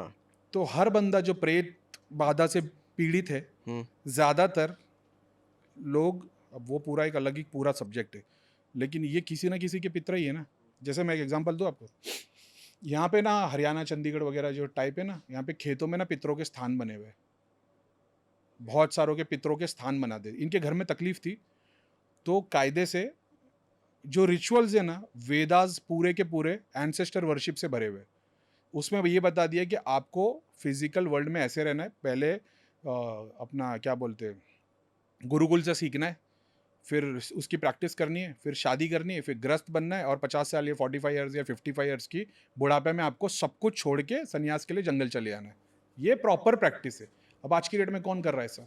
कोई नहीं। कोई नहीं कर रहा। अब इसमें बहुत सारे ऐसे लोग हैं जो लोग ने अपने गांव में कुछ ना कुछ तकलीफ में थे, और प्रॉपर्टी बिक गई या जो कुछ भी है वगैरह वगैरह, तो इनको वहाँ के जो तांत्रिक टाइप होते हैं उन्होंने बोल दिया कि भाई तुम परेशान इसके लिए क्योंकि तुमने पितरों को पूजा नहीं है। मैंने आपका घर लूटा था, मेरे बच्चों को तो नहीं पता ये। अब वो बच्चे परेशान हैं। अब अगर ये अपने स्क्रिप्चर्स पढ़ते तो इनको पता चलता है कि मेरे को मेरे एंसेस्टर्स के लिए रिचुअल्स फॉलो करने हैं, जिससे पूरा वेद भरा हुआ है। डेटीज को पूजना है, एंसेस्टर्स को पूजना है, हवन करना है, भोग लगाना है। ठीक है। अब ये गए तांत्रिक के पास, तो वो थोड़ी वेद पढ़ा हुआ है, तो बोले एक काम कर, पितरों को स्थान दे दे, 2 लड्डू, एक दिया लगाना, पानी चढ़ाना, उसी में काम हो जाएगा। अब 40 साल से वो पीढ़ी, उससे भी ज़्यादा, 3-3 पीढ़ी, 4-4 पीढ़ी, बोले हमने पितरों का स्थान बना रखा है, अमावस पूर्णिमा में भोग चढ़ाते। तो भोग चढ़ाने का कॉन्सेप्ट है 7 फ्लेवर के फूड का, मगर वो पूजा हवन के रिचुअल्स के अंदर आता है, और वो मंथ में एक टाइम आता है, जैसे आप श्राद्ध बोलते हो और सर्टन टाइम आते हैं, अमावस पूर्णिमा, ये उसके अंदर आता है। हमने वो सारा कॉन्सेप्ट छोड़ दिया। यानी आपको बगैर मंत्र जाप के अगर आप आग जला रहे हो तो आप प्रेत को पूज रहे हो। मंत्र ही तो है जो वो आत्मा को वहां तक, भगवान तक पहुंचाएगा। जो जो हवन है, जो स्वाहा है, जो उसको डालने का तरीका है, अलग अलग डेटीज की अलग अलग रेसिपी है कि ये हवन इसमें ये इंग्रेडिएंट्स यूज होंगे, ऐसा हर डेटी का अलग है। जो अपने फ्रूट्स है, वो देवताओं के लिए, सात्विक देवताओं के लिए फ्रूट्स बताए, ड्राई फ्रूट थोड़े तामसिक और रुद्र देवताओं के लिए बताए, शक्ति के स्वरूप के लिए स्पाइसेस बताए। ऐसा पूरा भरा पड़ा है वेद हवन के प्रोसेस के लिए कि आपका टास्क क्या, आप किस चीज़ के लिए कर रहे हो। समझ रहे हो? आपका कोर्ट का केस चल रहा है सालों से, लौंग इलायची का हवन बताया गया उसके लिए। लौंग इलायची क्या है? राहु केतु और लक्ष्मी के लिए यूज होता है। समझ रहे हो? ऐसे बहुत सारी ऑलरेडी। अब ये सब नहीं करके पितरों को स्थान दे दो और भोग चढ़ाओ। तो भोग चढ़ाना, फिजिकल खाने की चीज़ रखना, पानी रखना, हमारे बॉडी के 3 चक्र की सूक्ष्म शरीर ऐसे जिनको भोग चाहिए, मणिपुर, स्वादिष्ठान और मूलाधार, ये तीनों चक्र की जो शक्ति है वो भोगी है, इनको भोग चाहिए। तन का, मन का, धन का भोग चाहिए। ठीक है। ऊपर की 3 को भोग नहीं चाहिए। हार्ट चक्र के ऊपर, हार्ट चक्र में 2 आ जाते हैं, एक तराजू की तरह, डिपेंड करता है आप क्या टास्क कर रहे हो। तो बगैर भोग के भी चलेगा, भोग भी चाहिए। ऊपर के 3 को तो भोग चाहिए ही नहीं, उनको चाहिए ध्यान और जाप। तो हम पितरों को स्थान दे के जो भोग दे रहे वो पितर है। अब वेद के हिसाब से, उपनिषद के हिसाब से, अब लोग बोलते भैया हम तो 40 साल से कर रहे, पितरों को तो मुक्ति मिली नहीं, कितने हमने पूजा पाठ करवा दी। अगर तरीके से करवाए होते, भोग नहीं चढ़ा के, तो 3 साल में पितर मुक्ति पा ली होते। क्योंकि आपने रिचुअल्स को फॉलो नहीं किए, डेटीज को नहीं पूजा, बस राके स्थान दे दिया और भोग चढ़ा रहे हो, वो 40 साल से वही भोगी शक्तियाँ घर में ही है। तो जो पितरों को मुक्ति मिल जानी चाहिए थी हवन के थ्रू, शक्ति के थ्रू, जो मैंने गणेश का कॉन्सेप्ट बताया, आप वो नहीं कर रहे हो, आप खाली फिजिकल भोग चढ़ाए जा रहे हो। तो वो जो प्रेत है, जिसको खाने का शौक है, जो मरने के बाद में, जैसा हम सपने में खा रहे होते कंटिन्यू, भूखे अगर सो जाएंगे या प्यासे सो जाएंगे, तो सपने में हम पानी पी रहे होते या कुछ खा ही रहे होते और प्यास बुझती नहीं है। बराबर। ये एग्जैक्टली वैसे ही जी रहे होते। इनको कितना भी पानी दे दो, कितना भी खाते रहे, ये दिन भर खाते रहेंगे, इनकी भूख नहीं मिटती। ये उस रूप को आप घर में पूज रहे हो। ऐसा है जैसा कान्हा जी को भोग चढ़ा दो वाला कॉन्सेप्ट है ना, ये प्रेत को पूजने वाला कॉन्सेप्ट है। विदाउट रिचुअल्स भोग चढ़ा दो खाली। तो क्या करना चाहिए? रिचुअल्स क्या हैं? क्या करना चाहिए? डिपेंड करता है आप किस चीज़ को फॉलो कर रहे हो, क्या आपको रिचुअलिस्टिक जाना है या आप डिवोशन में जा रहे हो, दोनों चीज़। जैसे हुँ, भगवत गीता में चैप्टर नंबर 1 सब वर्स नंबर 40 समथिंग में बताया गया है, जो सन्यासी हो जाता है उसको ना हवन करने पड़ते, ना एंसेस्टर्स या डीटीज के रिचुअल्स को फॉलो करने पड़ते। इनफैक्ट वो अपने आप को इतना तैयार कर लेता है कि सिर्फ उसके कार्य से वो हज़ारों लोगों के एंसेस्टर्स और लोगों को मुक्ति दिला सकता है। तो ज़रूरी नहीं कि आपके पास पैसा हो तो हवन कराएंगे 5 लाख का, 15 लाख का। सिर्फ और सिर्फ फास्टिंग से आपके बैड कर्मास जलना शुरू हो आते हैं। तो अगर आपके पास बहुत सारी चीज़ें करने को नहीं है, आप सिर्फ फास्टिंग करोगे, उसी में आपके बहुत सारे बैड कर्मास जल जाते हैं। सिर्फ फास्टिंग से? सिर्फ फास्टिंग से। जैसे आप फास्टिंग कर सर, फास्टिंग आप क्या समझते हो? वो इतनी पावरफुल स्पिरिचुअल प्रैक्टिस है। इसका लॉजिक बताओ। जब आप फास्ट करना शुरू करते हो, आप भूखे रहते हो, आप दिन भर खाना खाते हो, दिन भर खाना खाते हो तो आपकी प्राण शक्ति सिर्फ खाना हजम करने में लग जाती है। ठीक है? नॉर्मली अपने को जो बोलते हैं सात्विक डाइट और तामसिक डाइट का जो कॉन्सेप्ट है, तो हमारे यहाँ पे हिंदुइज्म में 3 तरीके की कैटेगरी है, सात्विक, राजसिक, तामसिक। जिस भी डेटी को आप पूछते हो या जो भी आपका लाइफस्टाइल है वो बाय डिफ़ॉल्ट उससे हो जाता है। तो मैं कितना भी हनुमान जी को पूज लूँ, लेकिन मैं अगर नॉन-वेज खा रहा हूँ, तो मेरा जो कॉन्सेप्ट हो गया वो तामसिक ही हो गया।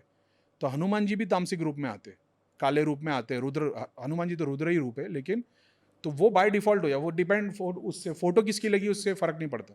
मतलब जो लोग नॉनवेज खाते हैं, उन पर हनुमान जी की कभी कृपा नहीं हो सकती। रुद्र रूप, तामसिक रूप की कृपा होगी। उससे क्या होगा? इम्पैक्ट क्या होगा उस आदमी पर? तामसिक प्रवृत्ति कैसी होती है इंसान की? मतलब खतरनाक वाला, जैसे एक देव गुस्से वाला? नहीं, क्यों? अरे क्या बात कर रहे हैं? दुनिया की जो बैंड बजा रहे हैं वो क्या गुस्से वाले लोग हैं? आज इतने बड़े-बड़े वॉर जो चल रहे डिस्ट्रॉयर हैं, है वो। इतने बड़े-बड़े वॉर चल रहे हैं, ये लोग क्या गुस्से में लड़ रहे हैं? नहीं। इनसे ज़्यादा शांत दुनिया में आज के डेट में कोई नहीं है। ये तो ओके। बड़ा वो तूफान है जो लेके आते हैं। तो फिर इम्पैक्ट क्या होगा उसमें? जो मांस मछली खा करके हनुमान जी की पूजा करता है, नहीं, मांस उसकी मछली जिंदगी में क्या इम्पैक्ट नहीं, होगा? तामसिक का मतलब सिर्फ मांस मछली नॉन-वेज नहीं है। हम्म, अब जैसे जैन लोग तो कांदा लहसुन भी नहीं खाते। इंडिया के सबसे बड़े लेदर एक्सपोर्टर जैन लोग हैं। हम्म। लेदर कहाँ से आता है? हाँ, ठीक है। ठीक है?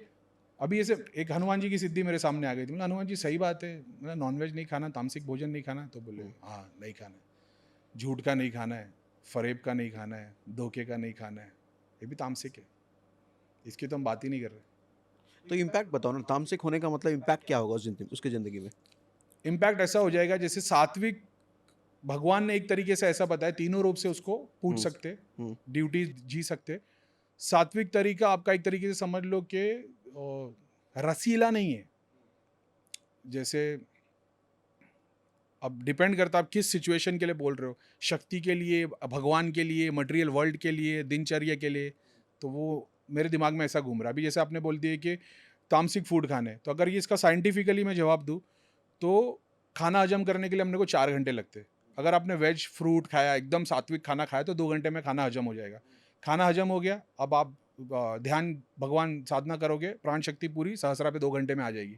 तो इसलिए बोला जाता है मेडिटेशन करने के 2 घंटे पहले कुछ नहीं खाना है, मेडिटेशन करने के 2 घंटे बाद तक कुछ नहीं खाना है। क्योंकि प्राण शक्ति सारी पेट पे घूम रही है। 2 घंटे के बाद आप बैठने लग गए, प्राण शक्ति पूरी सहस्रा पे आएगी या जिस भी चक्र पे आप लेके आ रहे हो, और फिर उसकी प्रोग्रेस होने लगेगी। अब हम तामसिक फूड खा रहे हैं जो हजम होने के लिए 8 से 10 घंटे लग रहे हैं, और वो दिन में 3 टाइम खा रहे हैं, तो सारी प्राण शक्ति पेट पे ही घूम रही है। तो क्योंकि पेट पे ही सारी प्राण शक्ति घूम रही है और ऊपर जा ही नहीं रही है, तो इसीलिए सारी प्राण शक्ति पेट पे घूम रही है। हमको मणिपुरी हमारा ओवर वो हो जा रहा है एक्टिव। अब ओवर एक्टिव होने की वजह से चैरिटी कोई कर रहा है या ग्रीडी ज़्यादा बनते जा रहे हैं। तो क्या वो जो आदमी मांस मछली खा करके हनुमान जी की पूजा कर रहा है, आप कह रहे हो तामसिक हनुमान जी की कृपा होगी उस पर? तामसिक हनुमान जी के बहुत सारे रूप है, हाँ। उसमें से एक काल रूप भी है, हम्म। ऐसा है। तो तो वो मैं जानना चाह रहा हूँ, क्या हनुमान जी की ब्लेसिंग उस पर आएगी? ब्लेसिंग आएगी, लेकिन काल रूप तम कृष्ण को आप अपनी लाइफ में कैसा चाहोगे? जैसा अर्जुन के साथ थे वैसे, या जैसे राधा के साथ थे वैसे? जैसे अर्जुन के साथ थे। वैसे हाँ। तो ठीक है, तो फिर आपको उस तरीके से कृष्ण को पूजना है। लेकिन जो राधा के रूप में जैसे आए थे, किसी को वैसा पूजना है, तो फिर उसके लिए सात्विक लग जाएगा, आपके लिए राजसिक लग जाएगा डाइट। राजसिक। राजसिक, ओके। तामसिक, सात्विक।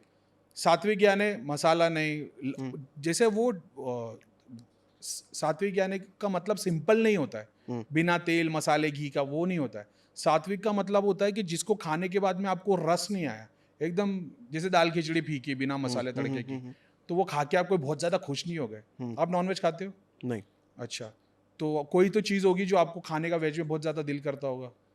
रसीला है, जैसे मान लो पानी पूरी है, चटपटा है, किसी को तीखा है। हाँ, हाँ, हाँ, हाँ, तो हाँ। जो चीज़ आपको खाने में पसंद है, हुँ, वो जैसे तीखा है या जो भी टेस्ट है, वो टेस्ट बड्स की जब आप खाना खाते हो, हुँ, तो वो आपको राजसिक बनाते हैं। ओके।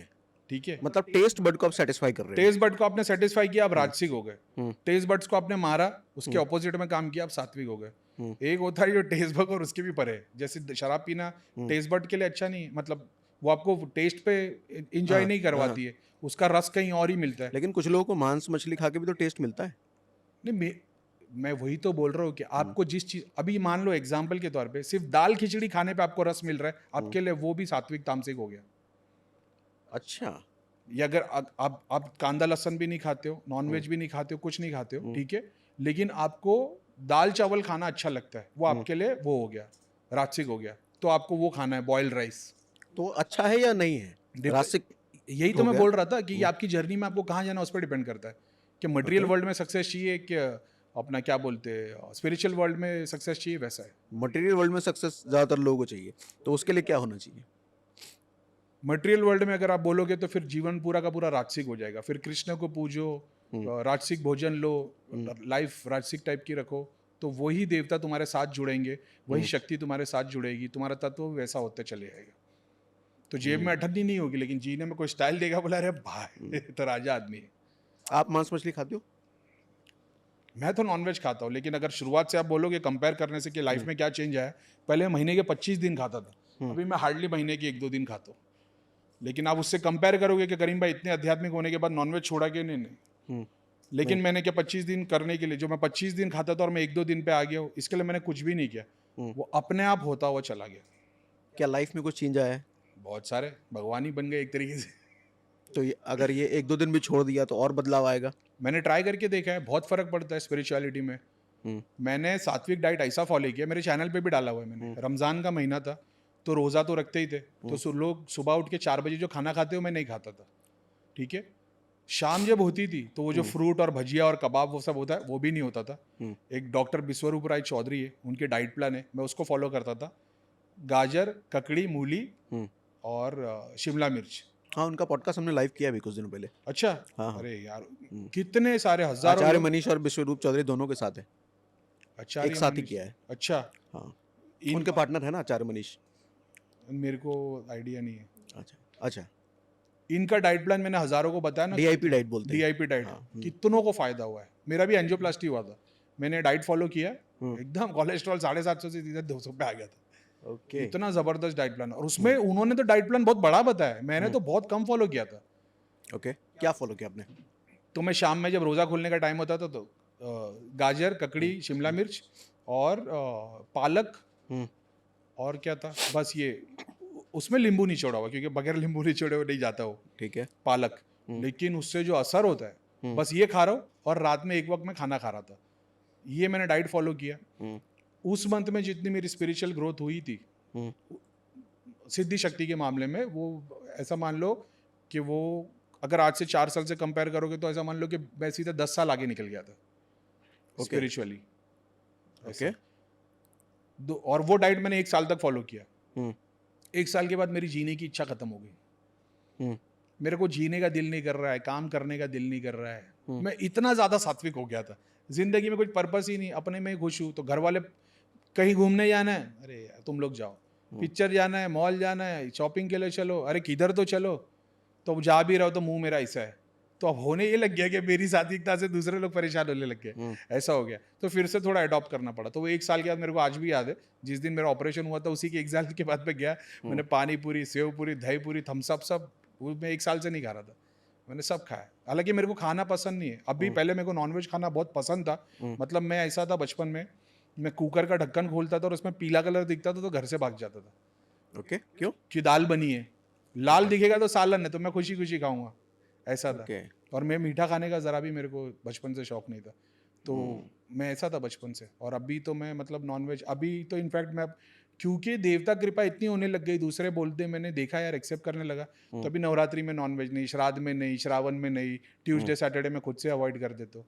मतलब याद नहीं रहता मेरे को, मेरी वाइफ बोल देगी अरे करीम कल सैटरडे खाना नहीं खाना, ठीक, आदत हो गई अभी, अच्छा लगता है एक तो तरह आपके घर में क्या अभी मंदिर है? की। नहीं, भगवान है, मंदिर की क्या जरूरत है। तो किससे पूछते हैं आप घर में? मैं किसी एक का हो ही नहीं सकता कभी, वो खुद नहीं चाहता किसी एक का हो जाए। 5 उंगली बराबर बना सकता था, बनाया क्या उसने? नहीं। फिर तो उसने भक्ति दी, ज्ञान दिया, धर्म दिया, कर्म दिया, सब निभाता। नहीं, जनरली जो पूजा पाठ करते हैं उनके घर में मंदिर होता है, तो आप पूजा पाठ करते हैं? जो भगवान की पूजा करता है उसके घर में मंदिर नहीं होता। ये नहीं समझा मैं। जो भगवान की पूजा करने वाले के घर में ही तो मंदिर होता अरे है। नहीं भाई, जो डेटी जो आइडल वर्शिप कर रहा है उसके घर पे होगा। हम्म। अब वो डिपेंड करता है आइडल उसने किसको बना के रखा है, मूर्ति को बनाया है, गुरु को बनाया है, पितरों को बनाया है, वो उसको पूज रहा है। भगवान पूजने तो वाले को आप किसे पूछते हो फिर घर में, और कैसे पूछते हो? मेरे को जरूरत ही नहीं पड़ती, मेरी डेली ड्यूटीज ही ऐसी है कि मेरे को पूजा भक्ति नमाज के लिए मेरे को जरूरत ही नहीं है। मेरे को उसका पर्पस समझ में आ गया ना। मैं क्यों डालू 2 घंटा पूजा करते हुए या नमाज पढ़ते हुए, जब मैं उस वही कार्य में दूसरों की मदद कर सकता हूँ। अपनी लाइफ का पूरा दिन मैं उसमें इन्वॉल्व हूँ। तो आपके टाइम हिसाब किधर है पूजा करने का? तो आपके हिसाब से दूसरों की मदद करना ही उसका काम है? मेरे से तो मतलब वो उसका वाला पसंद, काम है जो मेरे से करवाना चाहता मेरे है। से जो करवाना चाहता है वो ये वाला है। अब मैं जब अपने ही प्रोग्राम करवाता हूँ तो मैं तो हवन करवाता हूँ, मंदिर के अंदर प्रोग्राम कराता हूँ, पूजा भी कराता हूँ। मैं 108 पंडितों को बिठा के महामृत्युंजय का जाप करवाता हूँ। तो वहां तो वो लोग पूजा भी कर रहे हैं, जाप भी कर रहे हैं, हवन भी कर रहे हैं, तो वो मैं भी करवाता हूँ क्योंकि मेरे को उनकी जरूरत है। मैं डॉक्टर नहीं हूँ तो मैं, लेकिन मेरे को ये तो पता है कि डॉक्टर अच्छा कौन है। तो मैं हवन नहीं जानता, लेकिन जो मैं जानता हूँ ये बहुत अच्छे से करते, तो मैं उनसे हवन भी करवाता हूँ। मेरे को पता है कि ये जबान पे इनकी सरस्वती बैठी है तो मैं उनके नाम से पाठ भी करवाता हूँ, सहस्त्र नाम करवाता हूँ। अच्छा, अब जरा वो उन कॉन्सेप्ट पे बात करते हैं। आपने जो बोला ना, अपने हैं तो वो पितर हैं, अपने अगर किसी दूसरे के घर में चले जाएं तो वो प्रेत बन जाते प्रेत ही हैं, हो गए। है ना? तो क्यों जाते हैं किसी और के बॉडी में? अभी ऐसे स्थान बन गया है एंसेस्टर्स का, एंसेस्टर उधर बैठे हुए, आप भोग चढ़ा रहे हो। गाँव में 20 घर है, 20 घर में से 10 का काम अच्छे से चल रहा है, बाकी के 4 का नहीं चल रहा है। वो किसी, उसने भी अपने स्क्रिप्चर्स नहीं पढ़े, वो किसी भगत पंडित के पास चला गया। तो ये तो जी जितने ना हरियाणा, चंडीगढ़, दिल्ली वाले, उसमें बहुत सारे ऐसे ना जिनको भगवान दूर दूर तक नहीं है। इनको भगवान का कॉन्सेप्ट समझ में ही नहीं आता। इनको समझ में आता भगवत, भुआ, चेक करने वाले, तांत्रिक। तो 2 किस्म के लोग होते हैं इन जनरल, टॉप कैटेगरी की बात कर रहा हूँ। एक होते शिव वाले, एक होते शक्ति वाले। शिव वाले भक्ति करेंगे, कर्म करेंगे। शक्ति वाले मंत्र जाप करेंगे, साधना करेंगे। तो आप भक्ति वाले को बोल दो कि भाई 2 नारियल लेने, शमशान के बाहर 3 बार गोल घूम के आना, गाड़ देना, वो नहीं करेगा। उसको बोलो भगवत गीता पढ़नी है, रामायण पढ़नी है, जाप करनी, वो कर लेगा। शक्ति वाले को बोल दो भगवत गीता पढ़ के दिखा, वो 3 पेज पढ़ेगा नहीं, इसको नींद आना शुरू हो जाएगी। इनको बोलो 3 नारियल लेने, 3 शमशान जाना, 3 पीपल के झाड़ के नीचे, 4 बंदर के पीछे भागना है, वो 1 साल तक वही करते रहेंगे। ये वो कैटेगरी की बात है। तो जिन्होंने अपने स्क्रिप्चर्स नहीं पढ़े, ये भगत बुआ के पास गए, उसने बोल दिया अरे ये इन्होंने पितरों को स्थान दिया है ना, अब तुम अपने पितरों को नहीं पूज रहे हो, तो तुम्हारे पितर भी उनके स्थान पे खड़े और वो उनसे भी खुश है, तो वो उनके ऊपर डबल कृपा कर रहे हैं, तो तुम जाओ और ये वाला काम कर देना, उससे तुम्हारे पितर तुम्हारे पास आ जाएंगे। ये नारियल लेके जाके वहाँ रख देना। और ये एक्चुअल में काम करता है, कोई झूठ बात नहीं है, ये एक्चुअल में काम कर, सिद्धि इसी तरीके से काम करती है। वो जाएंगे, नारियल लेके जाएंगे, उनके पितरों के स्थान पे रख देंगे, नींबू रख देंगे, उनका काम हो गया। अब वो अपने घर में बुला लिए, वो पितर, वो तो भूखे प्यासे ही, उनको तो जितना मिलेगा उतना कम है, वो इनके भी घर पे आ जाएंगे। अब क्योंकि आपके एंसेस्टर्स आपके डीएनए से जुड़े हुए हैं, मेरे डीएनए से नहीं जुड़े हुए, लेकिन जब मैं इनको इन्विटेशन देता हूँ तो फिर ये मेरी भी बॉडी से जुड़ जाते हैं। तो ये कौन से है? वही नीचे के 3 चक्र के। तो मेरे से कौन से चक्र से जुड़ेंगे? वही नीचे के 3 चक्र से। तो उसके बाद में होता ये कि जो इनको प्रेत रूप आते हैं, ये यही नीचे के 3 चक्रों पे आते हैं। तो प्रेत जो आते हैं वो बुरा करते हैं? मतलब प्रेत का, कौन अच्छे वाले होते हैं, कौन बुरे प्रेत वाले का तो होते हैं? काम ही परेशान करना है। अच्छा, मतलब किसी और का पितर अगर किसी और के घर में गया है तो वो परेशान ही करेगा? ऐसे बहुत सारे लोग हैं जिन्होंने किसी एग्जाम्पल, कोई गांव है उसमें पितरों का स्थान था, एक अगला बंदा जिसके पितर है भी नहीं, उसने इनकी पूजा किया, इसको मटेरियल बेनिफिट इतना मिला कि इसने वो घर से ज़्यादा खर्चा करके इनका बहुत बड़ा मंदिर बना दिया। वो एंसेस्टर्स की ये बंदों पे इतनी कृपा नहीं है जितनी इसके ऊपर है। तो अच्छे में पूज लिया इसने। तो एक ही एंसेस्टर, मेरे ही दादा, एग्जाम्पल मेरे डैडी के 4 भाई है, तो मेरे डैडी के कारण, अभी जैसे ये लोग क्वेश्चन पूछते कि करीम भाई हमारे पितर का स्थान है, हम लोग 4 भाई है, 3 खुश है, हम ही परेशान है। तो मैं ये पूछता हूँ कि जब तुम अपने माँ बाप के पास जाते हो, जो भी काम करते हो, तो जब आपके माँ बाप को एक तरीके से देखा जाएगा, तो किसका चेहरा देख के माँ बाप के चेहरे पे खुशी आती है और किसका चेहरा देख के माँ बाप को गुस्सा आता है? तो 2 भाई ऐसे रहेंगे जो सदा दुःख देते होंगे, 2 भाई ऐसे होंगे जो हमेशा सेवा करते होंगे। तो मरने के बाद में जो सेवा करने वाले थे, इन पे हमेशा कृपा बनी रहेगी। अब आप सोच रहे हो कि पैसा तो उनके पास ज़्यादा है और भैया हमारे पास पैसा तो कुछ भी नहीं है, वो तो तीनों अच्छे से खुशी से रह रहे। तो मतलब तुम पैसा देख रहे हो, उनके एक-एक इंडिविजुअल लाइफ़ को देखो। क्या वो शराब पी रहे हैं? क्या उनके घर में माता-बहनों को मतलब नाभि क्या के वो नीचे खुश हैं? ना नहीं, खुश नहीं, खुश अलग चीज़ है। कोई शराब पी के भी खुश हो सकता है, हुँ, कोई रामायण के पाठ से खुश होता है। तो वो घर जिसको आप खुद समझ रहे हो अपनी नज़र में, उनसे जानने की कोशिश करो कि उनके घर में 50 लाख रुपए अगर अकाउंट में जमा है एक बंदे के, तो क्या उसके महीने का खर्चा 5 लाख डॉक्टर के पीछे जा रहा है? आपके घर पे तो 500 रुपए भी नहीं जा रहा है। तो उनके जो घर में लोग रह रहे, जिसको आप खुद समझ रहे हो, क्या उनमें ऐसे लोग हैं जो लाइलाज बीमारी से गुजर रहे, जिनकी रातों की नींद उड़ी हुई है, जिनके घर में जवान लोगों को एडिक्शन है, दारू का, पॉर्न का, लड़की का, ट्रेडिंग का, गैम्बलिंग का, लड़कियों के नाभि के नीचे दुख रहा है, रात में सोते तो दबाव पड़ रहा है, माँ बाप के पैर के सारे जॉइंट पेन हो रहे, तो ये सारे सिम्टम है। तो फिर पितर खुश कैसे हो गए? पैसा है उनके पास। तो पैसा कहीं भी नहीं बताता कि भगवान हो। तो रावण के पास पैसा था, राम जी के पास क्या था? तो पैसा तो इस मटेरियल बेनिफिट तो प्रूफ है भाई कि राम आप भगवान से काफ़ी दूर हो। ऐसा ओके। हाँ, लॉजिकल तो है। देखने का तरीका है ऐसे। राम जी भी राजा ही थे। हाँ, ठीक है। मतलब सारे प्रेत बुरे नहीं होते, ये मतलब हुआ ना? सारे इंसान बुरे होते? नहीं। एग्जैक्टली वैसा ही है। कैटेगरी है ये, सूक्ष्म शरीर है, प्रेत। हुँ, हुँ, समझ रहे हो? वो जिस जगह पे जाके खड़ा हो जाएगा, जैसे एक इंसान हवलदार भी है, आईपीएस वो 3 स्टार भी है, 2 स्टार भी है, कमिश्नर भी है तो एक ही इंसान। तो जब जैसे जैसे उसका रैंक अपग्रेड होगा, वो उसका डेजिग्नेशन चेंज हो जाएगा। तो एक ही अच्छा एक सिंपल में बताऊँ आपको मैं, एक ही प्रेत को अगर एग्जाम्पल से मैंने शमशान से लेके आ गया, कोई बहुत ज़्यादा साइंस नहीं है, शमशान पे गया, शमशान पे तो छोड़ दो, पीपल के झाड़ के नीचे हाथ जोड़ के प्रे करोगे तो आ जाएगा। प्रेत को आ घर, जाएगा? हाँ भाई, अच्छा? पीपल का झाड़ तो बस्ती है ना प्रेतों की। हुँ, आप पीपल के झाड़ के नीचे पानी चढ़ाते हो ना, हाँ, क्या साइंस है पूजा उसका? की जाती है। हाँ, क्या हुँ, साइंस है उसका? ओके। बोलो, कुछ है आइडिया? नहीं, मुझे नहीं आइडिया है। मैंने पीपल के झाड़ के नीचे बैठ के देखा हो कि हुँ, लोग आके पानी चढ़ा रहे, हुँ। हजारों लोग एक सेकंड में पानी पी के निकल जा रहे हैं। हालाँकि साइंटिफिक रीज़न तो ये कहते हैं कि पीपल 24 घंटे ऑक्सीजन देता है। हाँ, तो कहानी है, ठीक है, साइंटिफिक जाने हाँ, देते हैं अभी, मैं हुँ, उसकी बात कर रहा हूँ। मैं क्या देख रहा हूँ, जो जो लोग पानी चढ़ा रहे, हुँ। जैसे ही वो पानी चढ़ा था, हजारों प्रेत आते एक सेकंड में पानी पी के चले जा रहे। तो आप पीपल के झाड़ के नीचे पी के चले जा रहे पी हैं। के चले जा रहे। मतलब वो पानी खाली दिख रहा है, खाली हो गया। नहीं, पानी तो वो फिजिकल तो एग्जिस्ट कर ही रहा है। हाँ, हाँ, उनके टाइम जोन के हिसाब से वो तो पी के निकल जा रहे एक साथ में लाइन में। तो ये देखने वाले को कैसे पता चलेगा कि पी के चले गए? अब क्योंकि वो टाइम डायमेंशन जो जानता है, वो तो एक सेकंड में समझ लेगा। अच्छा, वो जानने वाले पे डिपेंड करता है कि जानने वाला है तो वो देख पाएगा। वो देख पाएगा। हुँ, ऐसे वो अगर पीपल पे ध्यान लगा के बैठ गया तो वो, जैसे हमारी दुनिया है हुँ, वैसे हर झाड़ पेड़ हर क्या बोलते हैं, मंदिर, दरगाह, देव स्थल, यहाँ पे एक यूनिवर्स पूरी अपनी खुद की गवर्नमेंट चल रही होती है। तो हर देव स्थान पे एक मेन डीटी होता है, जैसे हमारे इंडिया के प्राइम मिनिस्टर, फिर उसके नीचे सारे स्टेट्स के चीफ मिनिस्टर, फिर उसके नीचे सब कुछ है। तो मोदी जी ऊपर से किसी को झाड़ू नहीं मारते, वहाँ से बात बोल देते अब देश को साफ करना है और सब झाड़ू लेके निकलते। उसी तरीके से हर मंदिर, हर दरगाह, कोई भी जगह, ऐसी जगह जहाँ पे 2 अगरबत्ती भी जल रही है, कोई देवस्थल है, उधर एक पूरा का पूरा एक सिस्टम चल रहा होता है उनके हिसाब से। तो ज़रूरी नहीं है जैसे दिल्ली गवर्नमेंट काम कर रही है वैसी महाराष्ट्र की भी करेगी। तो एक माता के मंदिर में शनिदेव के, दिल्ली वाले मंदिर में जो कानून चल रहा है वही शनिदेव के महाराष्ट्र में चलेगा, ऐसा ज़रूरी नहीं है। साइंस एक ही होगा एक तरीके से, शनि का ही जस्टिफिकेशन, जस्टिस का ही काम होगा। लेकिन यहाँ के कोर्ट वाले ने 20 साल की सज़ा दे दिया, हो सकता है ये वाला बेल दे दे। दोनों जज ही है, जजमेंट का ही काम हो रहा है।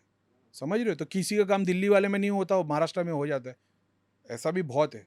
तो वो एक अलग ही सब्जेक्ट है। लेकिन अगर सिर्फ डेटीज स्थान की बोले जाए तो भाई फिर अपन उसके ऊपर भी बोल सकते हैं। ऐसी बहुत सारी जगह है जिसको देवस्थल मंदिर कुछ भी नहीं है, आप वहाँ पे जाओगे, आप स्पिरिचुअली ग्रो हो जाओगे या बहुत ज़्यादा नेगेटिव इम्पैक्ट हो जाएगा। जैसे आपने वो जो अपने रोड पे एक्सीडेंट होते, जो शैतानों की बस्ती होती है, जिनों की बस्ती होती है, कोई बहुत पावरफुल आत्मा उधर अटक गई है, वो रह के एक्सीडेंट करवाती रहती है। फिर हमारे यहाँ पे क्या है, वहाँ पे एक देवस्थल बना देते, उनको पूजने लग जाते, तो लोगों को पता लग जाता, तो लोग उसका सम्मान करते, एक्सीडेंट बंद हो जाता है। क्योंकि वो शक्ति जो रियलाइजेशन करवाना चाहती थी उसको मिली है। अब दूसरी चीज़, जब आप पानी पिलाते हो, पानी डालते हो पीपल के झाड़ के नीचे, आप एक तरीके से, जो भगवान ने बता दिया कि सबसे बड़ा सवाब है प्यासे को पानी पिलाना, उसी तरीके से हज़ारों प्रेत जो प्यासे हैं, उनको एक मौका पानी का मिल रहा है। जब आप दिया जलाते हो घी का, तो वो पितरों को एनर्जी देता है। जब आप तेल का दिया जलाते हो, तो वो देवता को देता है। तो हर देवता के अलग है। शनि देव का सरसों का, हनुमान जी का चमेली का, कृष्ण के लिए चंदन का। तो वो खुशबू का वो एक अलग कॉन्सेप्ट है। वो स्पिरिचुअली आपको ग्रो करवाती है। जब आप घी का दिया जलाते हो, तो वो मटेरियल बेनिफिट में भी काफ़ी ग्रो, दोनों के लिए काम करता है। हम्म, एक्चुअल में तंत्र के अंदर, मतलब घी का जो दिया जो कॉन्सेप्ट है, वो तंत्र के अंदर आता है, भक्ति के अंदर आता ही नहीं। तो अगर कोई बंदा घी का दिया जला रहा है, वो एक तरीके से तंत्र कर रहा है। क्या उसको मतलब है तंत्र और भक्ति? तंत्र पूरा का पूरा गेम शक्ति का है। ओके। भगवान को पाने के लिए दो रास्ते, एक शिव का, एक शक्ति का। हम्म, तो शिव का मतलब हो गया भक्ति, डिवोशन, बाउ डाउन टू हिम। शक्ति में आता है सिद्धि, साधना, माला, आसन, पूजा, 11 दिन, संकल्प, नंबर्स में। तो जब शिव के लिए जाप कर रहे हो, तो एक ही बार पढ़ लो या 1.25 करोड़ भी कर लो। सिद्धि साधना वाले 1.25 करोड़ भी करेंगे तो मतलब नहीं।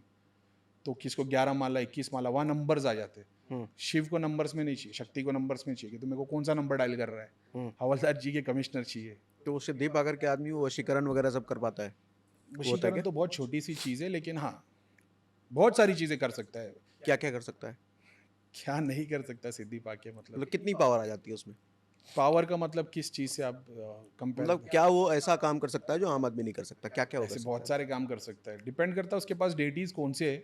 हम्म, देवता वाले हैं कि स्पिरिट वर्ल्ड के हैं, पाताल के हैं, भूलोक के हैं, ऊपर के अच्छा। डायमेंशन के हैं, भगवान वाले हैं कि शैतान वाले हैं।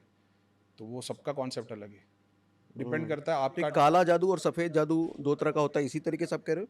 सफेद जादू मतलब अच्छे काम के लिए, काला जादू मतलब बुरे जादू काम के लिए। जादू है, वो अच्छा और बुरा कुछ है ही नहीं। ओके। तो इस्लाम में बता दिया कि एक है काला जादू, एक इस्लाम और क्रिश्चियनिटी में है वाइट मैजिक, ब्लैक मैजिक, एक तरीके से कि एक अच्छे हीलिंग का काम करते हैं और वगैरह वगैरह, और जो एक नुकसान करते हैं। तो हिंदुइज्म में पूरा साइंस समझा दिया गया है। तो गोली देने वाला अच्छा कि ऑपरेशन करने वाला अच्छा? ऑपरेशन करने वाला? नहीं नहीं, गोली का मतलब वो गोली में गोली नहीं मतलब नहीं, वो गोली गोली। गोली मेडिसिन अच्छा, की जो तो गोली गोली देने, देने वाला अच्छा है। डिपेंड करता है पेशेंट की सिचुएशन क्या है। मतलब गोली देकर के अगर ठीक हो जाए तो वही बेटर है ना। कोई आए हल्की सी प्रॉब्लम के लिए चीर फाड़ कर दे तो वो तो बुरा ही है। नहीं नहीं, जैसे डिपेंड करता है सामने वाले की सिचुएशन क्या है। हम्म। ज़रूरी नहीं है ना कि आपको पेट में दर्द है तो आप जाके ऑपरेशन कराओगे, हो सकता है आपका नहीं। गोली में भी काम हो जाए। हम्म। लेकिन आप सोचो कि नहीं काली माता बहुत पावरफुल है, तो जाके डाके ऑपरेशन ही करा देते हो। और एलोपैथी तो जितनी भी दवा बीमारियों को सप्रेस करती है, बीमारी के क्योर की तो कोई दवा है नहीं एलोपैथी में। तो आप जब, अब जैसे पितृ दोष है, और फिर टॉपिक से हट जाएंगे, वापिस आ जाए, क्योंकि पितृ दोष है, बीमा एलोपैथी जी के दुनिया भर के लोग दवाई ले रहे हैं। एलोपैथी की दवा से कोई बीमारी का इलाज नहीं होता, वो बीमारी को सप्रेस कर देती है। तो पितृ दोष जो है वो हेरिडेटरी डिजीजेस, अगर आपको ऑटो इम्यून डिसऑर्डर है, किसी टाइप की एलर्जी है, तो वो देवता का दोष है आयुर्वेद के अंदर। तो इनकी सॉल्यूशन के लिए है मेडिसिन तो है, लेकिन लाइफस्टाइल चेंज लाना पड़ता है। अब आप एलोपैथी की दवा लिए जा रहे हो, घुटने का दर्द जा नहीं रहा, अगला बंदा बोलता है भाई कि हवन करके देख, हवन करते हो घुटने का दर्द चले जाता है। मेरे ग्रुप में कम से कम 150 से ज़्यादा डॉक्टर्स है, न्यूरोलॉजिस्ट है, डिप्रेशन से गुजर रहे हैं। अब सोचो, लोग अपने पास आते हैं, भैया डिप्रेशन है, स्ट्रेस है, डॉक्टर के पास जाते हैं, वो डॉक्टर दवाई भी दे रहा है। लेकिन वो खुद ही डिप्रेशन में। तो क्या डॉक्टर को डिप्रेशन नहीं होता? ऑफ कोर्स होता है, लेकिन आप ये भी तो समझो कि उसके पास कोई पेशेंट जाएगा तो वो ये नहीं बोलेगा ले करीम भाई को कांटेक्ट कर ले, वो तो बिजनेस ही करेगा। मेरे पास इतने सारे लोग हैं जिनका हॉस्पिटल है, स्कूल है, और अब वो एक अलग ही सब्जेक्ट है, लेकिन इतना समझ लो कि वो ऊपर हॉस्पिटल में मंदिर होगा, लेकिन नीचे जो बेसमेंट में चीज़ बिठाई है वो भगवान की है ही नहीं, वो बिजनेस की चीज़ है। तो लोग मैं ऐसे। अपने एक्सपीरियंस से आपको इतना बता सकता हूँ, आप चाहे मॉल ले लो, हम्म, हॉस्पिटल ले लो, स्कूल ले लो, अगर किसी ने ये बनाया है ना बिल्डिंग, इसमें भले से कोई भी भगवान मंदिर आप बना दो पूजा के लिए, इसके बेसमेंट में जो चीज़ डाली हुई है ना, पूरा गेम उसी का है। मतलब समझाओ उदाहरण से। यक्षास को बिठा दिया मॉल के अंदर, किसको? यक्षास को, ये क्या है? यक्षास, यक्ष, गंधर्वास, राक्षस, यक्षास, लक्ष्मी यक्षास में से है ना, ओके। तो पाताल में से, तो यक्षास को बिठा दो, पूरे पाताल का पूरी सारा का सारा रिसोर्सेज कहाँ से आता है अर्थ पे? मिनरल्स, स्टोन्स, गोल्ड, हाँ, सिल्वर, जमीन के अंदर सब से। जमीन के अंदर से। ये कौन क्रिएट करता है, कौन इस पे काम करता है, किसकी चीज़ है ये? यक्षास की। यक्षास पाताल में रहते हैं। तो अगर आपको उससे रिलेटेड काम करना है तो शक्ति यक्षास की यूज़ करनी पड़ती है। यक्षास की गॉडेस कौन है? लक्ष्मी है। पूरा साइंस है। ओके। मेरे को बड़ा मजा आ रहा है कि आपको कुछ भी नहीं पता है, हाँ लेकिन वो मेरे को बहुत अच्छा लग रहा है क्योंकि आप एक ऐसे क्यूरियस माइंड की तरह बात करो जिसको जीरो नॉलेज है और वहीं से सबसे बेस्ट डेटा निकलता है। हाँ, मैं सीख रहा हूँ, मतलब पता नहीं कितना टाइम हो गया मुझे नहीं पता, लेकिन मुझे लग रहा है ये मजा आ अभी रहा एक है। बात बोलूं मैं आपको, हम्म। हॉस्पिटल के अंदर हम्म। मतलब ठीक है, अपन तो चेक करते बता देते उस टाइम पे। आप देखोगे ना बड़े बड़े हॉस्पिटल में, एम्स और बड़े बड़े, जहाँ हम्म। पे रोज 50-100 ऑपरेशन हुए जा रहे, हम्म। इनको सिर्फ और सिर्फ अपने डीन ने जो बताया, अपने जो टीचर ने बताया उसी को फॉलो करते जाना है, हम्म। अपना दिमाग नहीं चलाना है। इनको इतना है कि डेली में हमको 120 ऑपरेशन करने ही है, हम्म। इतने इतने टाइम से। इनका मकसद सिर्फ इतना है कि खोलना और बंद करना है। जो शक्ति नीचे से यूज होगी और जो बॉडी को एंटर करेगी, वो पूरा गेम अलग है। समझे कि नहीं समझे? ये कौन सी शक्ति, कैसे गेम? जैसे आपके गुरु बोल दे कि आपके पॉडकास्ट के लिए बस तू किसी को भी बुला लिया कर, सब 1 मिलियन हिट करेंगे। आपने बोल दिया ऐसा हो जाएगा गुरुजी, बोले बस तू बस जिसको तेरी इच्छा होगी बस उसको बुला, सब 1 मिलियन हिट करेंगे, बाकी का काम मेरा। आपका काम हो गया। आपने ये पूछने की कोशिश की कि ऐसा क्या करोगे, क्योंकि आपकी तो इतनी ताकत नहीं, आपको बेनिफिट चाहिए। अब वो क्या करने वाला है उसका साइंस हम लोग जानते हैं। आपको तो वो चाहिए ना, क्या बोलते हैं, वो फल चाहिए। आपको वो नहीं देखना है कि इसने बीज कितनी बोई है, क्या खेत लगाया है। मेरे को मॉल वाला जरा बताओ। आपने बोला लक्ष्य यक्षास का खेल है, तो कोई भी मॉल बनाने वाला नहीं चाहेगा कि उसका मॉल ना चले। वो तो कुछ यक्षास की एनर्जी भी तो सबके कुछ पास होनी मॉल चाहिए। नहीं चलते, मैंने देखे हैं। वो कुछ यक्षास की एनर्जी भी तो उसके पास होनी चाहिए जो ये इंदिरा, बिठा रहा है। यहाँ पास में इंदिरापुरम है, वहाँ पे एक मॉल है, शायद मॉल का नाम आप मैं भूल हनुमान गया। जी की पूजा करते हो, हाँ। है ना, हनुमान जी को पूछते हो, हम्म। तो आप बागेश्वर धाम जैसे क्यों नहीं चेक कर पाते? चेक कर पाते मतलब? बागेश्वर धाम जैसे चिट्ठी पे लिख देते, सब बता देते, चेक हाँ, करते, आप क्यों नहीं कर पाते हो? और कोई शक्ति भी नहीं है ना। हनुमान जी का मंदिर वाला क्यों नहीं कर पाता है? क्योंकि उन्होंने शक्ति की साधना की है। तो उन्होंने हनुमान जी की एक ऐसे चीज को अचीव कर लिया है जो बाकी लोगों ने नहीं किया। तो क्या वो एग्जिस्टेंस में नहीं है? ऑफ कोर्स है, लेकिन आप वहां तक नहीं किए। जैसे नासा के साइंटिस्ट एग्जिस्ट करते, आप नहीं बन पाए, बहुत सारे लोग बन पाए, तो इसका मतलब आप नकार दोगे कि होता ही नहीं है? वो एक जर्नी है, वो रास्ता है, वो स्कूल है, आपको उसके थ्रू पढ़ाई करके जाना पड़ेगा। आपकी जितनी क्षमता है उससे आप वो चीज़ों को अचीव कर सकते हो। ऐसा नहीं है आपको नहीं पता तो वो एग्जिस्ट नहीं करता। आप चाहते हो तो नासा के साइंटिस्ट बन सकते थे, या किसी लोकल डॉक्टर की डिस्पेंसरी डॉक्टर बन सकते थे, कोई हॉस्पिटल बन सकते, कोई सर्जन बन सकता था, कोई यूएस में आके सर्जन बन सकता था। तो बंदा अपना पोटेंशियल जानता है, वो पता है उसको कहाँ तक जाना पड़ रहा है। अब कार्मिक रूप पे उसको वो रास्ते में वो उस प्लेस में पैदा हुआ, वो उसकी लोकेलिटी, उसको जो गुरु या लोगों से गाइडेंस मिला वो। जैसे एक बहुत बड़ा एग्जाम्पल है बिल गेट्स का, कि वो माइक्रोसॉफ्ट इसके लिए बनाया गया कि उसको right time, right school, right, वो उसके फादर के थ्रू रिसोर्सेज मिले। उससे ज़्यादा स्मार्ट बंदा नहीं कर पाया था उसके साथ का। वो कर पाया था क्योंकि उसके पास रिसोर्सेज थे, उसको गाइडेंस अच्छा मिला, उसके पास बैकअप था, तो वो रिस्क ले पाया। उसी तरीके से बहुत सारे लोग, जो हर कोई अंबानी बनना चाहता है, बन इसके लिए नहीं पाता क्योंकि अंबानी जो चीज़ फॉलो कर रहे हैं और उनके पास जो रिसोर्सेज है, गुरु है, प्रैक्टिस है, वो शायद तक हर किसी के पास नहीं है। तो मैं एक चीज़ पूछ रहा था। अभी आपने पास बोले, सॉरी, अच्छा पूछ लो पूछ लो पूछ लो। यहाँ पास में एक इंदिरापुरम जगह है। इंदिरापुरम में एक मॉल है, मॉल का नाम मैं भूल रहा हूँ। वो मॉल ऐसी जगह पे है ना, चारों तरफ वो सोसाइटी से घिरा हुआ है, मतलब क्राउडेड एरिया में है वो, लेकिन वो मॉल नहीं चलता, खंडर है। खंडर के छोटे मोटे दुकानें हल्की फुल्की, लेकिन वो मॉल नहीं चलता। तो स्ट्रेंज वाली चीज़ है कि भीड़ में है वो मॉल, उसको तो चलना चाहिए, दनादन चलना चाहिए, लेकिन नहीं चलता। तो क्या आप जो बता रहे हो यक्षास, क्या वैसा कुछ हो सकता है? ऐसी बहुत सारी चीज़ें इन्वॉल्व होती है, बहुत हम्म। सारी। जैसे मैंने आपको अपने ही ग्रुप पॉडकास्ट से एग्जांपल दिया ना, हम्म। तो वो मॉल वाला अगर चाह रहा है कि मेरा बिजनेस बन जाए, तो हम्म। उसके पास में वो रिसोर्सेज होने चाहिए जो शक्ति को वहाँ पे बिठा पाए। ओके। सबको अंबानी जितना अमीर बनना है। तो क्या ना चलती हुई चीज़ को भी चलाया जा सकता है? सब, यस, सबको अंबानी जितना अमीर बनना है। हाँ। ठीक है, आज मान लो भगवान दर्शन दे दे आपको और बोले मैं तेरे को सिर्फ मटेरियल बेनिफिट तेरा पूरा करने के लिए आया हूँ, तो तेरे को अंबानी जितना बनाने का है, बोले ठीक है। तो लोग देखते कि भाई हमारे पास भी हज़ारों करोड़ होते तो हम भी दान करते, हम भी कृष्ण की सोने की और हीरे की मूर्ति बनाते, ये करते वो करते। मैं बोलता सब कुछ छोड़ दो, सिर्फ और सिर्फ 1 घंटे के लिए एक दिया लगाओ, 365 दिन। कर पाते हो क्या पूरा? मुश्किल है, नहीं कर पाएंगे लोग। अगर सिर्फ तुम एक दिन में 1 घंटे के लिए एक दिया ही नहीं लगा सकते 365 दिन के, तो तुमको पता ही नहीं कि वो कहाँ से कहाँ तक कर पा रहा है। हम्म। जैसे अभी वो अपना अनंत अंबानी का एक वीडियो आया था, उसमें वो मंत्र गा रहे थे। बहुत सारे लोगों के लिए शॉकिंग था, क्या उसको ज़रूरत है पाठ करने की, भगवान की मंत्र जानने की? उसके मटेरियलिस्टिक वर्ल्ड में नहीं है, लेकिन क्या इनर पीस उसको मर्दानी चाहिए पता नहीं। वो है ना, ऐगिरी नंदिनी, वो दुर्गा माँ का। ऐगिरी नंदिनी, वो जो वो गा रहे वो मंदिर के अंदर अनंत अंबानी। हम्म, आपको मेरे को एक सिंपल क्वेश्चन का आंसर दो, हम लोग क्यों भगवान की भक्ति कर रहे हैं? स्पिरिचुअल और मटेरियल ग्रोथ के लिए, ज्यादातर लोग। है ना? हम्म, और तो दूसरा कॉन्सेप्ट ही नहीं है ना, दो ही चीज़ के लिए तो भगवान को पूछते हैं, और क्या है? स्पिरिचुअल और मटेरियल, उसके अलावा है क्या? हाँ बिल्कुल सही। बराबर। हम्म, उसको स्पिरिचुअल तो छोड़ दो, मटेरियल की क्या ज़रूरत है? कोई जरूरत नहीं है। उसको क्या ज़रूरत है भगवान का नाम सीखने की? उसके बावजूद वो बंदे ने सीखा। और आज की डेट में आप कितने सारे अभी अपने पॉडकास्ट देखने वाले कितने होंगे जिनको ये मंत्र नहीं पता होगा? गायत्री मंत्र नहीं पता होगा, हनुमान चालीसा नहीं पता होगा, बहुत सारी चीज़ें ऐसी जो नहीं पता होगी, उसको पता है, जबकि वो इतने टॉप पे है। इसको ज़रूरत भी नहीं है, इसको बोलते हैं मोहब्बत। ये थी उसके पास में। भगवत गीता में लिखा है, पहले मैं भी बुरा बोल दिया करता था कि यार ये तो ऐसा है, मेरे को सऊदी अरब वालों से बहुत चिढ़ चढ़ती है, ऐसा है। क्यों? तो मतलब वही है ना कि इतना पैसा है, सोने की गाड़ी, सोने का संडास बना के घूम रहे, मगर वो मतलब चिढ़ इसके लिए चढ़ती है कि तुम्हारे पास इतना ज़्यादा पैसा है, सामने दिख रहा है अफ्रीका में पानी नहीं है, गरीबी है, ये अपन कर सकते हैं। अब तो थोड़ा बड़े हो गए तो पता चला कि कंट्री का हिसाब अलग होता है वगैरह वगैरह। लेकिन भगवत गीता में ऐसा है कि अब जब भी आप सबसे स्पिरिचुअली एक ऐसे स्थान पे पहुंच जाते हो जो टॉप है भगवान की कैटेगरी में, और फिर जब आपकी डेथ होती है तो आपको नेक्स्ट लाइफ में वो या तो किसी रिच, बहुत ज़्यादा रिच के घर में पैदा करवाता है, या तो किसी ज्ञानी के घर में पैदा करवाता है।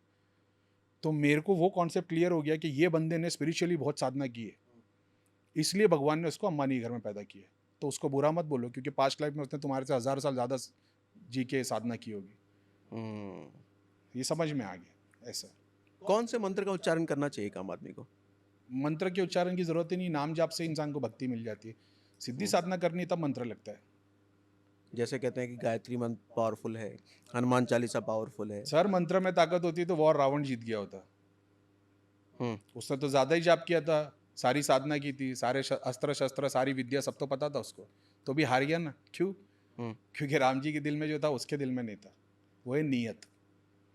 तो नीयत पे डिपेंड करता है ना। तो मंत्र में शक्ति होती तो वो रावण जीत तो गया आपके होता। एक्सपीरियंस के हिसाब से मंत्र जाप लोगों को करना चाहिए कि नहीं करना ऑफ चाहिए? कोर्स करना चाहिए, बुराई कुछ भी नहीं है। मैंने बोला आप समझ रहे हो, आपने बोल दिया कि गायत्री मंत्र सबसे ज्यादा पावरफुल है, तो मैंने बताया अगर मंत्र में शक्ति होती तो वॉर रावण जीत गया होता, राम नहीं जीता। राम जी इसके लिए जीत गए कि वो नीयत थी। तो अगर जिसकी नीयत साफ है वो एक बार नाम ले ले, और जिसकी नीयत रावण जैसी है वो 1.25 करोड़ विद्या भी कर लेगा। तो ये बात है। तो आपकी नीयत क्या है, मंत्र जाप क्यों करना है? ऐसा भगवान थोड़ा सा शादी हो जाए, पैसे आ जाए, नौकरी लग जाए, गवर्नमेंट की जॉब लग जाए और स्वर्ग भी मिल जाए, सब थोड़ा थोड़ा थोड़ा थोड़ा चाहिए, तो भगवान ने सब थोड़ा थोड़ा थोड़ा थोड़ा दे दिया। तो इसके लिए आप सेटिस्फाई नहीं हो, इससे अच्छा एक ही चीज़ मांग लो, भगवान मेरे को बाकी सब छोड़, मेरे को सिर्फ और सिर्फ आज के इतना पैसा चाहिए। तो इतना पैसा देता है और बहुत सारी बीमारी दे देता है। तो आपको नॉलेज नहीं थी, लेकिन अभी आपको एक्सपीरियंस हो गया। आप बोलते नहीं मेरे को हेल्थ चाहिए, मेरे को पैसा मैं खुद बना लूँगा। तो वो हेल्दी इतना बना देता है कि तुम्हारे को फिर भूख इतनी लगती है और फिर अब की चिड़ चढ़ती है, यार दिखने में इतना स्मार्ट हो, बॉडी वॉडी सब है, स्टाइल है, मगर ये लुक के लोग इतनी लेके घूम रहे। तो फिर समझ में आता है भगवान तू जैसा है वैसा ही, तू जैसा मेरे को रख दे वैसी है। समझ रहे? तो अपने एक्सपीरियंस से रियलाइज़ करता है इंसान, कोई किसी के बोलने से नहीं करता। कोई किसी के बोलने से शराब नहीं छोड़ता, सिगरेट नहीं छोड़ता, अच्छी आदत में नहीं लगता, बुरी आदत में नहीं लगता। खुद रियलाइज़ करता है, लाइफ में चेंज आता है। क्या आपने कभी वशीकरण ट्राई किया है खुद? कभी ज़रूरत ही नहीं पड़ी, लेकिन वशीकरण के बारे में अब भी जाके मेरे को उस पर स्टडी करनी है।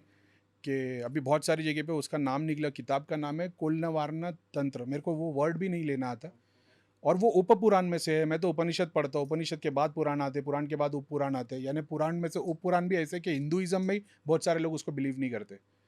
लेकिन क्योंकि ये कॉन्सेप्ट की घड़ी घड़ी पॉडकास्ट पे बात हो रही है, किसी ने मेरे को बोला कि तंत्र के ऊपर बात करने के लिए, तो मेरे को अब वही है कि वो ये इस किताब में बताया गया है। तो मैंने बोला ठीक है, लेकिन वशीकरण से जो डेटीज मिलते और वो क्या काम करते, वो तो भक्ति और तपोबल से तो ऐसे ही मिल जाते। ओके।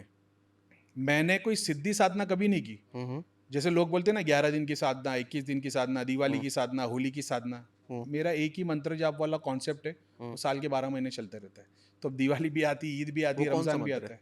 सारे पहले तो खाली जैसे इस्लाम में हम लोग को बचपन से बताया था सूरह फातिहा, सूरह फलक, इखलास, नास, आयतल कुर्सी सब पढ़ा करो, तो ये तो बच्चा बच्चा पढ़ता है।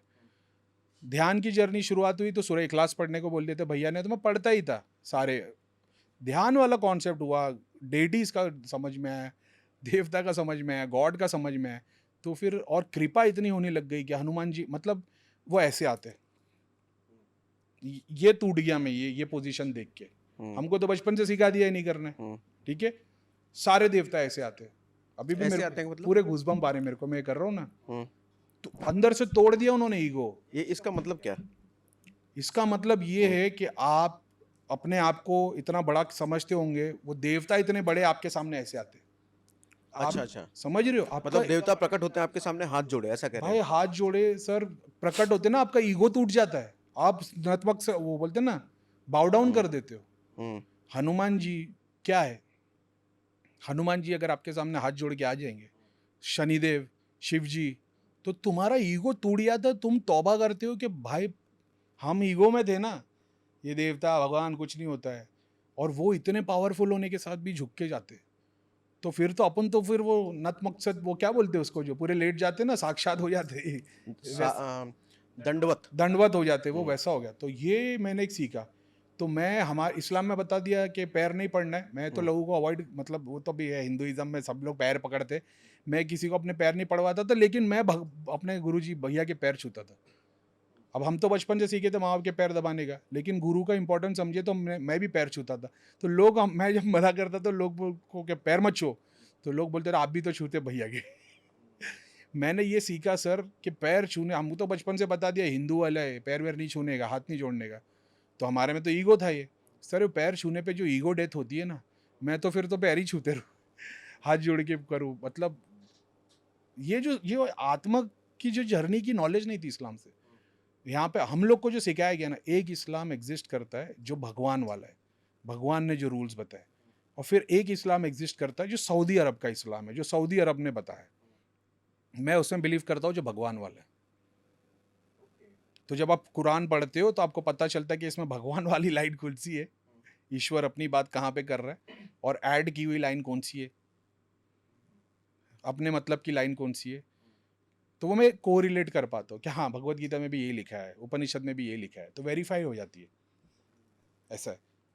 तो वो जब देवता आते, आपने किस चीज़ के लिए पूछा था कि मंत्र जाप कौन सा करते हो, तो देवता आते, देवताओं ने इतने दर्शन किए, लोगों के लिए इतना काम कर रहे, तो फिर मैं खुद से मेरा दिल लगने लग गया। और शनिधाम में तो शनिदेव महाराज का ही मंत्र करवाते थे, ओम शनिश्चराय नमः। फिर बाद में सॉरी, ओम हनुमंते नमः ओम का मंत्र जाप करता था मैं। और फिर तो सारे डेटी से करता था। और फिर बाद में फिर तो भी क्या ही बोलूँ, फिर तो ऐसा कोई देवता के मतलब जो अच्छे और पॉपुलर सात्विक मंत्र है। फिर मैंने सारंगपुर में हनुमान जी का प्रोग्राम करवाया था, तो वहाँ से मेरे को एक्सेस मिला था, तो फिर वो वाला है वो ओम नमो हनुमते भयभंजनाय सुखम कुरु फट स्वाहा, तो वहाँ पे का एक्सेस के थ्रू वो मंत्र, मतलब अभी तो मतलब मैं सारे देवता के मंत्र जिसका दिल किया वो करना शुरू कर देता हूँ।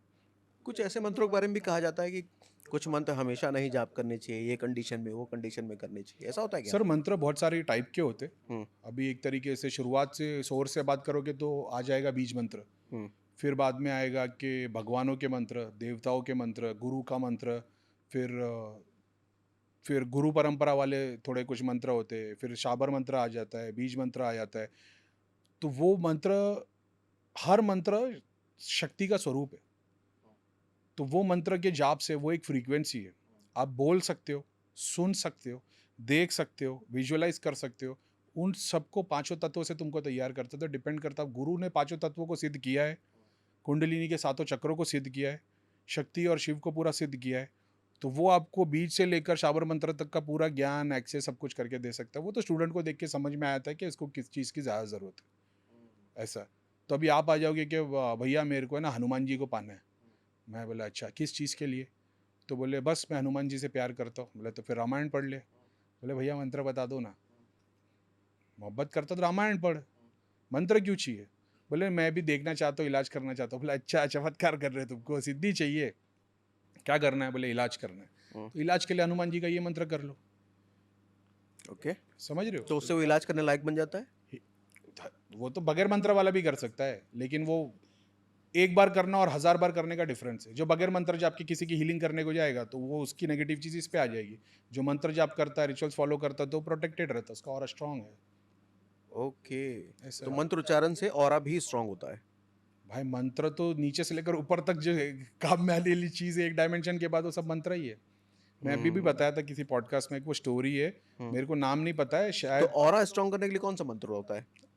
मंत्र से करना है तो हुँ, मंत्र से करना है तो फिर डिपेंड करता है कि आप किस चीज़ के लिए कर रहे हो, हुँ, कौन सा वाला ऑरा, सातों चक्र के साथ ऑरा है, हुँ। तो वो किस चीज़ के लिए कर रहे हो, अट्रैक्शन के लिए कर रहे हो, प्रोटेक्शन के लिए कर रहे एक हो। प्रोटेक्शन हुआ मतलब किसी की नज़र-वज़र ना लगे वैसा वाला कुछ तो? सर जैसे बोला जाता है ना कि ध्यान साधना के लिए बंधन करना चाहिए, कवच बनाना चाहिए, हुँ, यंत्र, मैंने कभी नहीं किया। मेरा ऐसा मानना है हुँ, कि जब उसको चोट देनी है ना, हुँ। तो सारे कवच टूट जाएंगे, सारे किसको कवच। चोट देनी है? ईश्वर जब मेरे को चोट देना चाहता है, हाँ, सिखाना चाहता है, तो कोई कवच काम में नहीं आने वाला। हुँ, और अगर वो प्रोटेक्ट कर रहा है तो हुँ, कितनी भी क्रिया हो जाए कुछ फर्क नहीं पड़ेगा, मेरी मान्यता ये है। तो मैंने कभी कोई कवच साधना की नहीं, हुँ, और की साधना की नहीं।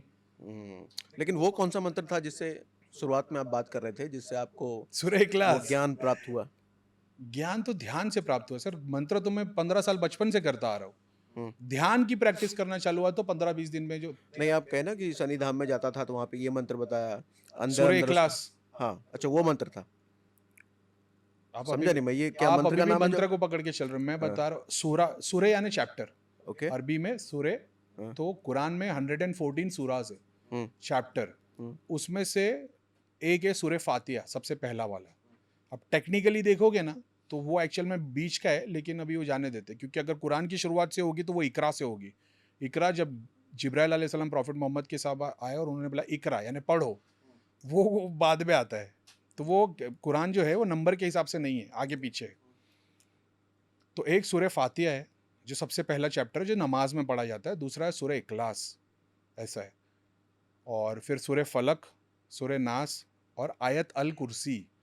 गॉड की ग्रेटनेस, एक चेयर है जिसके बारे में बताया जा रहा है कि गॉड कितना ग्रेट है, ऐसा है। तो वो हर मुसलमान दिन भर में पढ़ता है, नमाज में पढ़ता है, तो सबको हैबिट रहती है। तो पढ़ता तो मैं 15 सालों से, 20 सालों से था। ध्यान करना शुरू किया, उसके बाद स्पिरिचुअल एक्सपीरियंस होने लग गया। तो क्योंकि मैं इतना जॉब कर चुका था 10-15 साल का, तो हुँ। मेरी प्रोग्रेस बहुत फास्ट हुई उस चीज़ को लेके। तो ये अब ध्यान के बारे में ज़रा बताइए, ध्यान किस तरह का क्या करते थे ध्यान में आप?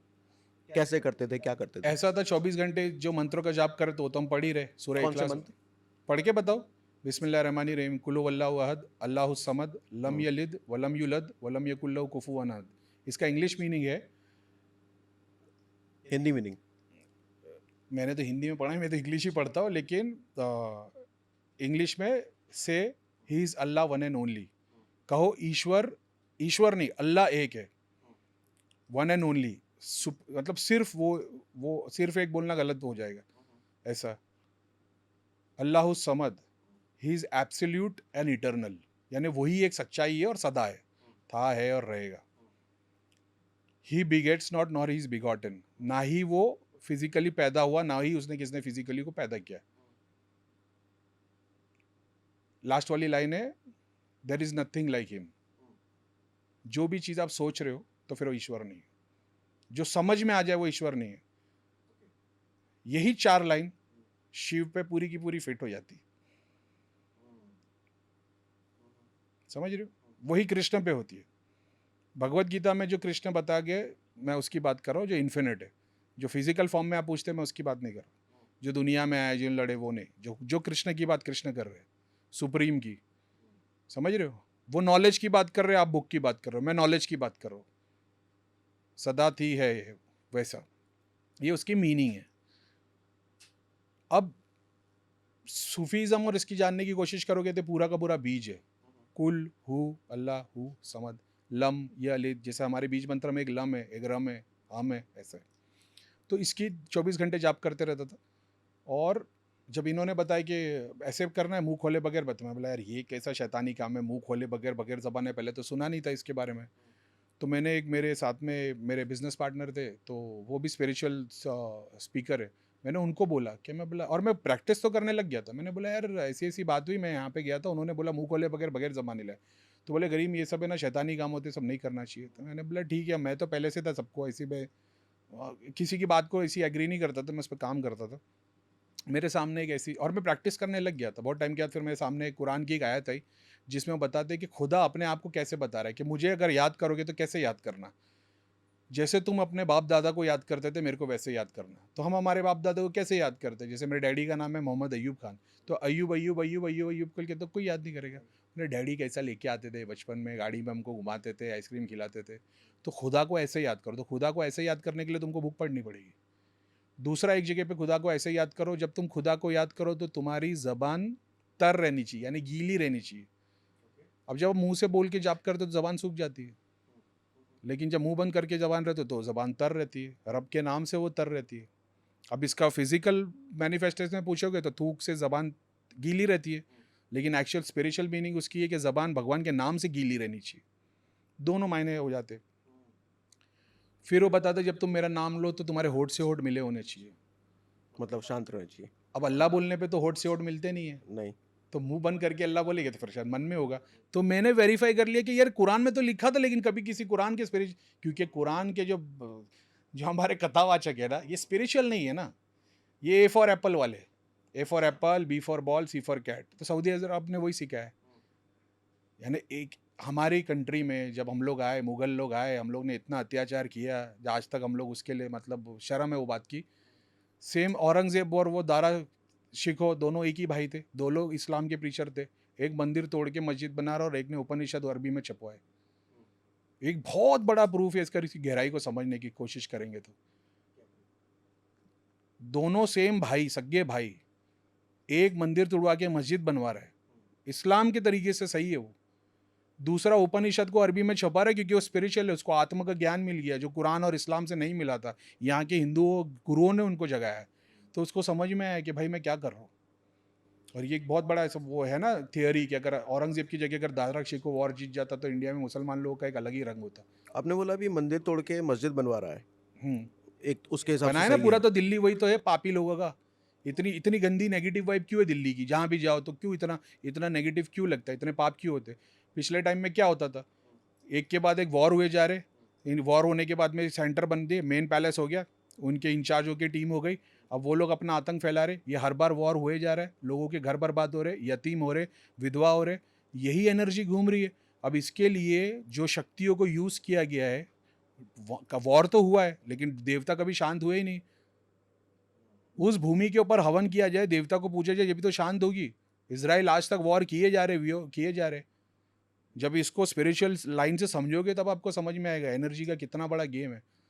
अब अगर दिल्ली के अंदर बहुत बड़े लेवल पे मंदिर बना दिया जाए, जैसे एक मान लो जैसे गुरुद्वारा लंगर चलते रहते 24 घंटे, उस टाइप के कार्य करते जाए तब जाके तो एनर्जी सेटल होना शुरू होगी। लेकिन कोर में तो एनर्जी वही है ना, पूरी की पूरी दिल्ली पापियों की।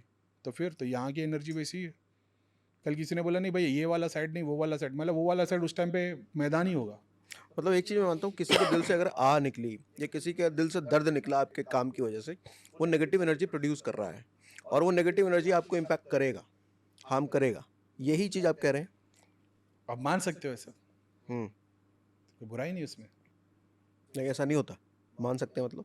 डिपेंड करता है देखने का परसेप्शन कहाँ से। जैसे भगवत गीता में कृष्ण बता रहे कि जब तुम वॉर करो तो इस चीज़ें का ध्यान रखो। जैसे बताने की कोशिश ये कर रहे हैं कि जब तुम वॉर करते हो तो लोग मरते हैं, उसके अंदर औरतें विधवा हो जाती है, फिर वो नहीं चाहते हुए भी गलत काम में लग जाती है, क्योंकि पहले यही होता था। हम्म। उनको मिसयूज़ किया है, फिर उनसे जो और नाजायज़ बच्चे पैदा होते हैं, हम्म। ये आने वाले वंश को बर्बाद करेंगे सती सोसाइटी। प्रथा इसीलिए था। सती प्रथा नहीं, मैं वॉर की बात कर रहा हूँ। नहीं, जो आपने बोला ना, मैं हम औरतें लोग विधवाएं जिसकी हो बात जाती कर हैं। रहे हो वॉर रिचुअल्स की बात कर रहे हो, तो वॉर के लिए रिचुअल्स बताए कि पहले क्या करने और बाद में क्या करने। यहाँ पे वॉर हुआ लेकिन रिचुअल्स ना पहले के फॉलो है ना बाद के फॉलो है। मैं वो कॉन्सेप्ट की बात कर रहा हूँ वो क्या रिचुअल्स होते हैं?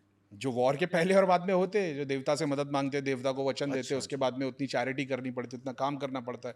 हिंदुइज्म में इसके बारे में, वहाँ पे तो ऐसा बता दिया अल्लाह ही सब कुछ है, वही संभालेगा। तो फिर अल्लाह ताला संभाल ही रहे। वॉर के पहले और बाद के रिचुअल्स है देवता के, शक्ति के, बहुत सारे। तो वॉर तो कर दिया हमने। अमेजिंग, खतरनाक हो आप। डेंजर इंग्लिश में बोलते हैं मेरे को, मिडल मिडल में। लेकिन अच्छा लगा आपसे मेरे को बात करके। मुझे भी मजा आ रहा है। मतलब मुझे लग रहा है हम 3-4 घंटे भी और बैठ सकते हैं। मैं दिन भर यही बात करता हूँ और अभी तक मैं बहुत सेटल बात कर रहा हूँ। अभी तक मेरे अंदर का शैतान जागा नहीं है। ये तो अभी तक अच्छी अच्छी तो बात। कैसे जागेगा वो? फिर आपका भगवान पे से विश्वास उड़ जाएगा। अच्छा, ऐसा भी है? तो आप खुद कह रहे हो भगवान के बिलीवर हो, तो ऐसा क्या आप बोलोगे जो विश्वास उठ जाएगा? नहीं नहीं, आपका आपके भगवान से विश्वास उड़ जाएगा, आपका असली भगवान में विश्वास आ जाएगा, अपने भगवान से क्वेश्चन उड़ जाएगा। जैसे मेरा मेरा अल्लाह से विश्वास उड़ गया, समझ रहे हो? और मैंने अल्लाह को ढूंढने की कोशिश की। जैसे हम लोग इस्लाम की जो शुरुआत है वो है ला इलाहा इल्लल्लाह, अरबी में। इंग्लिश में उसकी मीनिंग है no god but god. Translation commentary उसकी ये आती है there is none worthy of worship except Allah. तो आपने सारे वर्ड को ट्रांसलेट किया, अल्लाह को क्यों नहीं किया? There is none worthy of worship except God क्यों नहीं किया उसको? तो वहाँ अल्लाह की बात हो रही है। अब जब देखेंगे फिर अल्लाह कौन है, हम ट्रांसलेट करने की कोशिश करेंगे तो अल्लाह के 100 अलग नाम है, 99 नेम्स है, गुण है, एब्रीविएशन बोलते हैं, गुण है उसके। तो क्रिएटर है, सस्टेनर है, डिस्ट्रॉयर है, तो हमारे यहाँ ब्रह्मा है, विष्णु है। तो बोला अरे यार इसी की तो बात हो रही है, और यहाँ तो 100 है, यहाँ पे तो हर एक भगवान के सहस्र नाम है, क्वालिटीज़ वही है, सेम नाम दूसरों दूसरों को दिया हुआ है। तो मैं बोला यार मतलब इस्लाम जो है मेरे दिमाग में, भगवान ने एक रिलीजन बनाया ए से लेकर जेड तक। ए से एस्टेक, बी से बुद्धिज़्म, सी से क्रिश्चियनिटी, एच से हिंदुइज्म, आई से इस्लाम। हर बंदे ने अपने धर्म के ग्रंथ उठाए, बोला हमारा ही मेन है। भगवान ने ए से जेड बनाया है। तो मैं जब भगवान को ढूंढने की कोशिश करता हूँ, मेरे को हर ग्रंथ में, हर सिविलाइजेशन में, हर रिलीजन में मिलता है वो। लेकिन मैं पूरा उसको किसी को पकड़ता ही नहीं। जैसे भाई से बात चालू थी कि मतलब ओशो से बड़ा मैं किसी को गुरु नहीं मानता। तो वो एक पॉडकास्ट में किसी ने बोला लेकिन ओशो तंत्र के बारे में, मैं बोला हाँ, तो ओशो तो मेरी सारी बातों को मतलब डिनाई करेंगे। अगर आज ओशो होते तो बोलते नहीं दृष्टि, सिद्धि, कुंडलिनी, शक्ति कुछ भी नहीं है। तो बोले फिर, तो मैं बोला तो मैं पूरा ओशो को नहीं मानता ना। ओशो में जितनी अच्छी बात की मैं मानता हूँ, मैं मानता हूँ ओशो से बड़ा कोई गुरु ही नहीं है मेरी नज़र में, जितनों को मैंने देखा है। हो सकता है कल कोई चैप्टर बुक या कोई ऐसा गुरु सामने आ जाए, मैं बोलूँगा यार आप तो ओशो से भी बड़े हो, मैं चेंज कर दूंगा। मैंने तुम्हारी तरह फिट नहीं कर दिया कि मैं हिंदू, मैं मुसलमान, मैं ये वाला। समझ रहे हो? मैं इवॉल्व होते रहता हूँ, जैसा भगवान है वो इवॉल्व होते रहता है। वो कहीं पे बताता है भाई पूजा करना है, फिर सब पूजा करने लग जाते हैं। फिर बोलता है यार सब पूजा ही कर रहे हैं, बोले काम करो थोड़े कर्म भी कर दो भाई, तो कोई खेत लगाएगा नहीं तो अनाज उगेगी कैसे? तो लोग वो करने लग जाते हैं। फिर उसके काले काम होने लगते तो बोलता है भाई पूजा वूजा कुछ नहीं, ध्यान करो। तो वो हर बार, हर 1000-1500 साल में जब भी धर्म काला बनते जाता है, उसके जो धर्म प्रचारक लोग हैं उसका फ़ायदा उठाने लगते हैं। तो वो अपना एक पैगंबर बेटा या अपना स्वरूप, जैसे इंडिया में उसको पता है ये तो नालायक ही नहीं सीखने वाले, यहाँ पे मेरे को खुद को जाना पड़ेगा, तो वो आ जाता है। यदा यदा ही धर्मस्य। गीता पूरी पढ़ी आपने? कोई भी किताब पूरी नहीं पढ़ता मैं, जान के बीच बीच में से पढ़ता हूँ, क्योंकि मेरे पास इतना टाइम नहीं मैं खाली बुक पढ़ पाऊँ। लेकिन जब भी पढ़ने की कोशिश करता हूँ किसी भी किताब को मैं बीच में से उठाता हूँ, स्टार्ट में से नहीं पढ़ता मैं। आदत है, मैं जैसे मेरे पास 2 घंटे, मेरे को पता स्टार्ट से पढ़ने की कोशिश करूँगा नहीं, बीच में से पढ़ता हूँ। आधा घंटा मिल गया बीच में से पढ़ता हूँ, 20 मिनट मिल गया बीच में से पढ़ता हूँ। अगर मैं पूरा पढ़ लूँगा तो उसका हो जाऊँगा ना, एक ही अंदर आ जाऊँगा बाउंड्री में। तो सब किताब को थोड़ा थोड़ा थोड़ा पढ़ते रहता हूँ, और वो खुद ही ऐसी पढ़वाता है। गुरु की सिद्धियाँ जिसके साथ में चलती है, जिस भी पन्ने को उठाओ वहाँ से गीता का ज्ञान मिलना शुरू हो जाता है। कोई एक लाइन पढ़ के भी सारे कृष्ण को पा लेता है, और कोई दिन भर भगवत गीता के दिन भर के पाठ भी करता रहता है और रोता ही रहता है। मैंने एक पोइट्री लिखा था, वो ये रोने के ऊपर, भक्त भक्त को रुलाता है ना वो। सारंगपुर हनुमान जी मंदिर में प्रोग्राम करवाए थे, मैं घर में बैठा था, मैं उधर देखने की कोशिश कर रहा था, तो मेरे को हनुमान जी के दर्शन हुए थे। तो मैंने एक छोटी सी पोइट्री लिखा था कि तेरी सोने के मंदिर में बनी तेरी हीरे की मूर्ति, और तू बाहर फकीरों के साथ वक्त गुजारता है, धनवानों के 56 भोग छोड़कर गरीबों की सूखी रोटी खाता है। लगता आंसू बहुत पसंद है तेरे को, तू अपने को बहुत रुलाता है। तो मैं ध्यान में देख रहा हूँ बड़े बड़े सेठ लोग आ रहे हैं, सोने का मुकुट लेके, धनवान लेके, 56 भोग लेके, हनुमान जी बाहर फकीरों के साथ बैठे हुए, क्योंकि उनका नंबर नहीं आ रहा ना। अरे भक्तों बहुत भक्तों को परेशान है। रुलाता है, इसका क्या मतलब है? भक्तों को रुलाता है? अपनों को हम्म, बहुत रुलाता है। भगवान का जो सच्चा भक्त रहेगा सदा रोता रहेगा। रोता रहेगा मतलब? रोता रोता, क्राइंग, आंसू। दुखी रहेगा वो? दुखी नहीं, रोता रहेगा। तो आदमी रोता तो दुखी है, दुखी अरे नहीं रहेगा? खुशी के आंसू होते, वेटिंग के आंसू होते। राधा कृष्ण के लिए रोई, मिले नहीं एंड तक, सारी जिंदगी रो के निकाल दी। दुख में थोड़ी थी, वो क्रेविंग थी, वो क्रेविंग से रुलवाता है। अपनों को हम्म, रुलवाता है, अपनों को बहुत रुलाता है आंसू।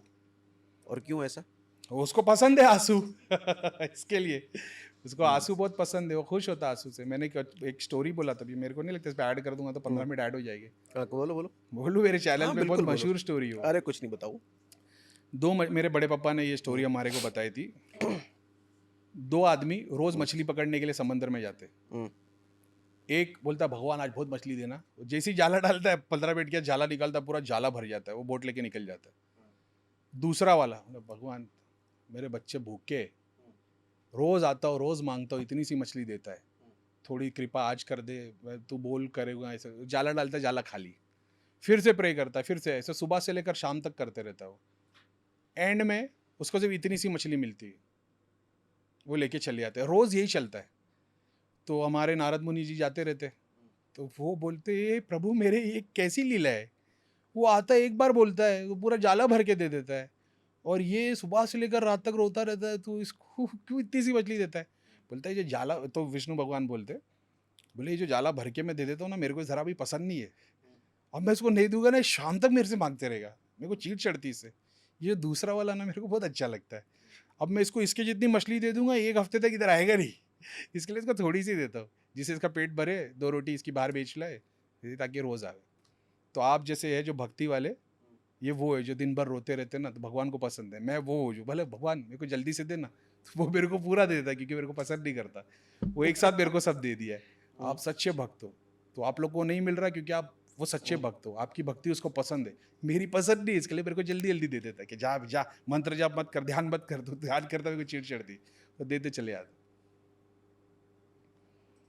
बहुत सारी बातें आपके बिल्कुल लॉजिकल है, बहुत सारी बातें बाउंस कर जाती है, लेकिन मज़ा आ रहा है जो भी है। कृष्ण ने बताया कि मैं ऐसा स्टेजेस में नॉलेज देता हूँ, ताकि आप समझ पाओ, ग्रास्प कर पाओ। तो एक ही भगवत गीता को आप एक बार पढ़ोगे तो एक टाइप का ज्ञान मिलेगा, दूसरी बार पढ़ोगे तो अलग, तीसरी बार पढ़ोगे तो अलग, 7 टाइप के बताए ये ज्ञान, तो वो हर बार पढ़ोगे, हर बार इवॉल्व होते जाओगे। एक ही लाइन, कितने लोग सिर्फ मेरी एक ही वीडियो को 10 बार देख चुके, बोलते भैया जितनी भी वीडियो है, जितनी बार भी देखो, उस टाइम पे कुछ नया सीखते। सच्ची बात है। मज़ेदार। हमें पॉडकास्ट रोकना पड़ेगा, नहीं तो ये रात भर चलता रहेगा। आप लोग ये कमेंट बॉक्स में ज़रूर बताइएगा कि करीम भैया को हम दोबारा बुलाएं या नहीं बुलाएं। ये पूरा डिस्कशन आपको कैसा लगा? कितने घंटे का हो गया होगा? 2 घंटे से ऊपर का हो गया। आई डोंट नो पूरी टीम 2 घंटे से ऊपर का डालेगी, कितना क्या करेगी, बट 2 घंटे से हम लोग बात कर रहे हैं। और आपको भी अगर अच्छा लगा तो कमेंट बॉक्स में ज़रूर बताइए, और अगर दोबारा बुलाना है करीम भैया को, तो हम करीम भैया भाई साहब को दोबारा ज़रूर बुलाएंगे। आएंगे आप? अरे ऑफ कोर्स जरूर आएगी। Thank you Karim ji, thank you. लेकिन मज़ा मुझे बहुत आ रहा है। अभी मैं 2-3 घंटे आराम से बैठ के आपके साथ और सुन सकता हूँ, लेकिन ये अगली बार के लिए मैं मैं दिन भर ही बातें करते रहता हूँ, ये ऐसा है। ज़बरदस्त। Thank you Karim ji. Thank you. सलाम वालेकुम, जय शनिदेव, वंदे मातरम, भारत माता की जय।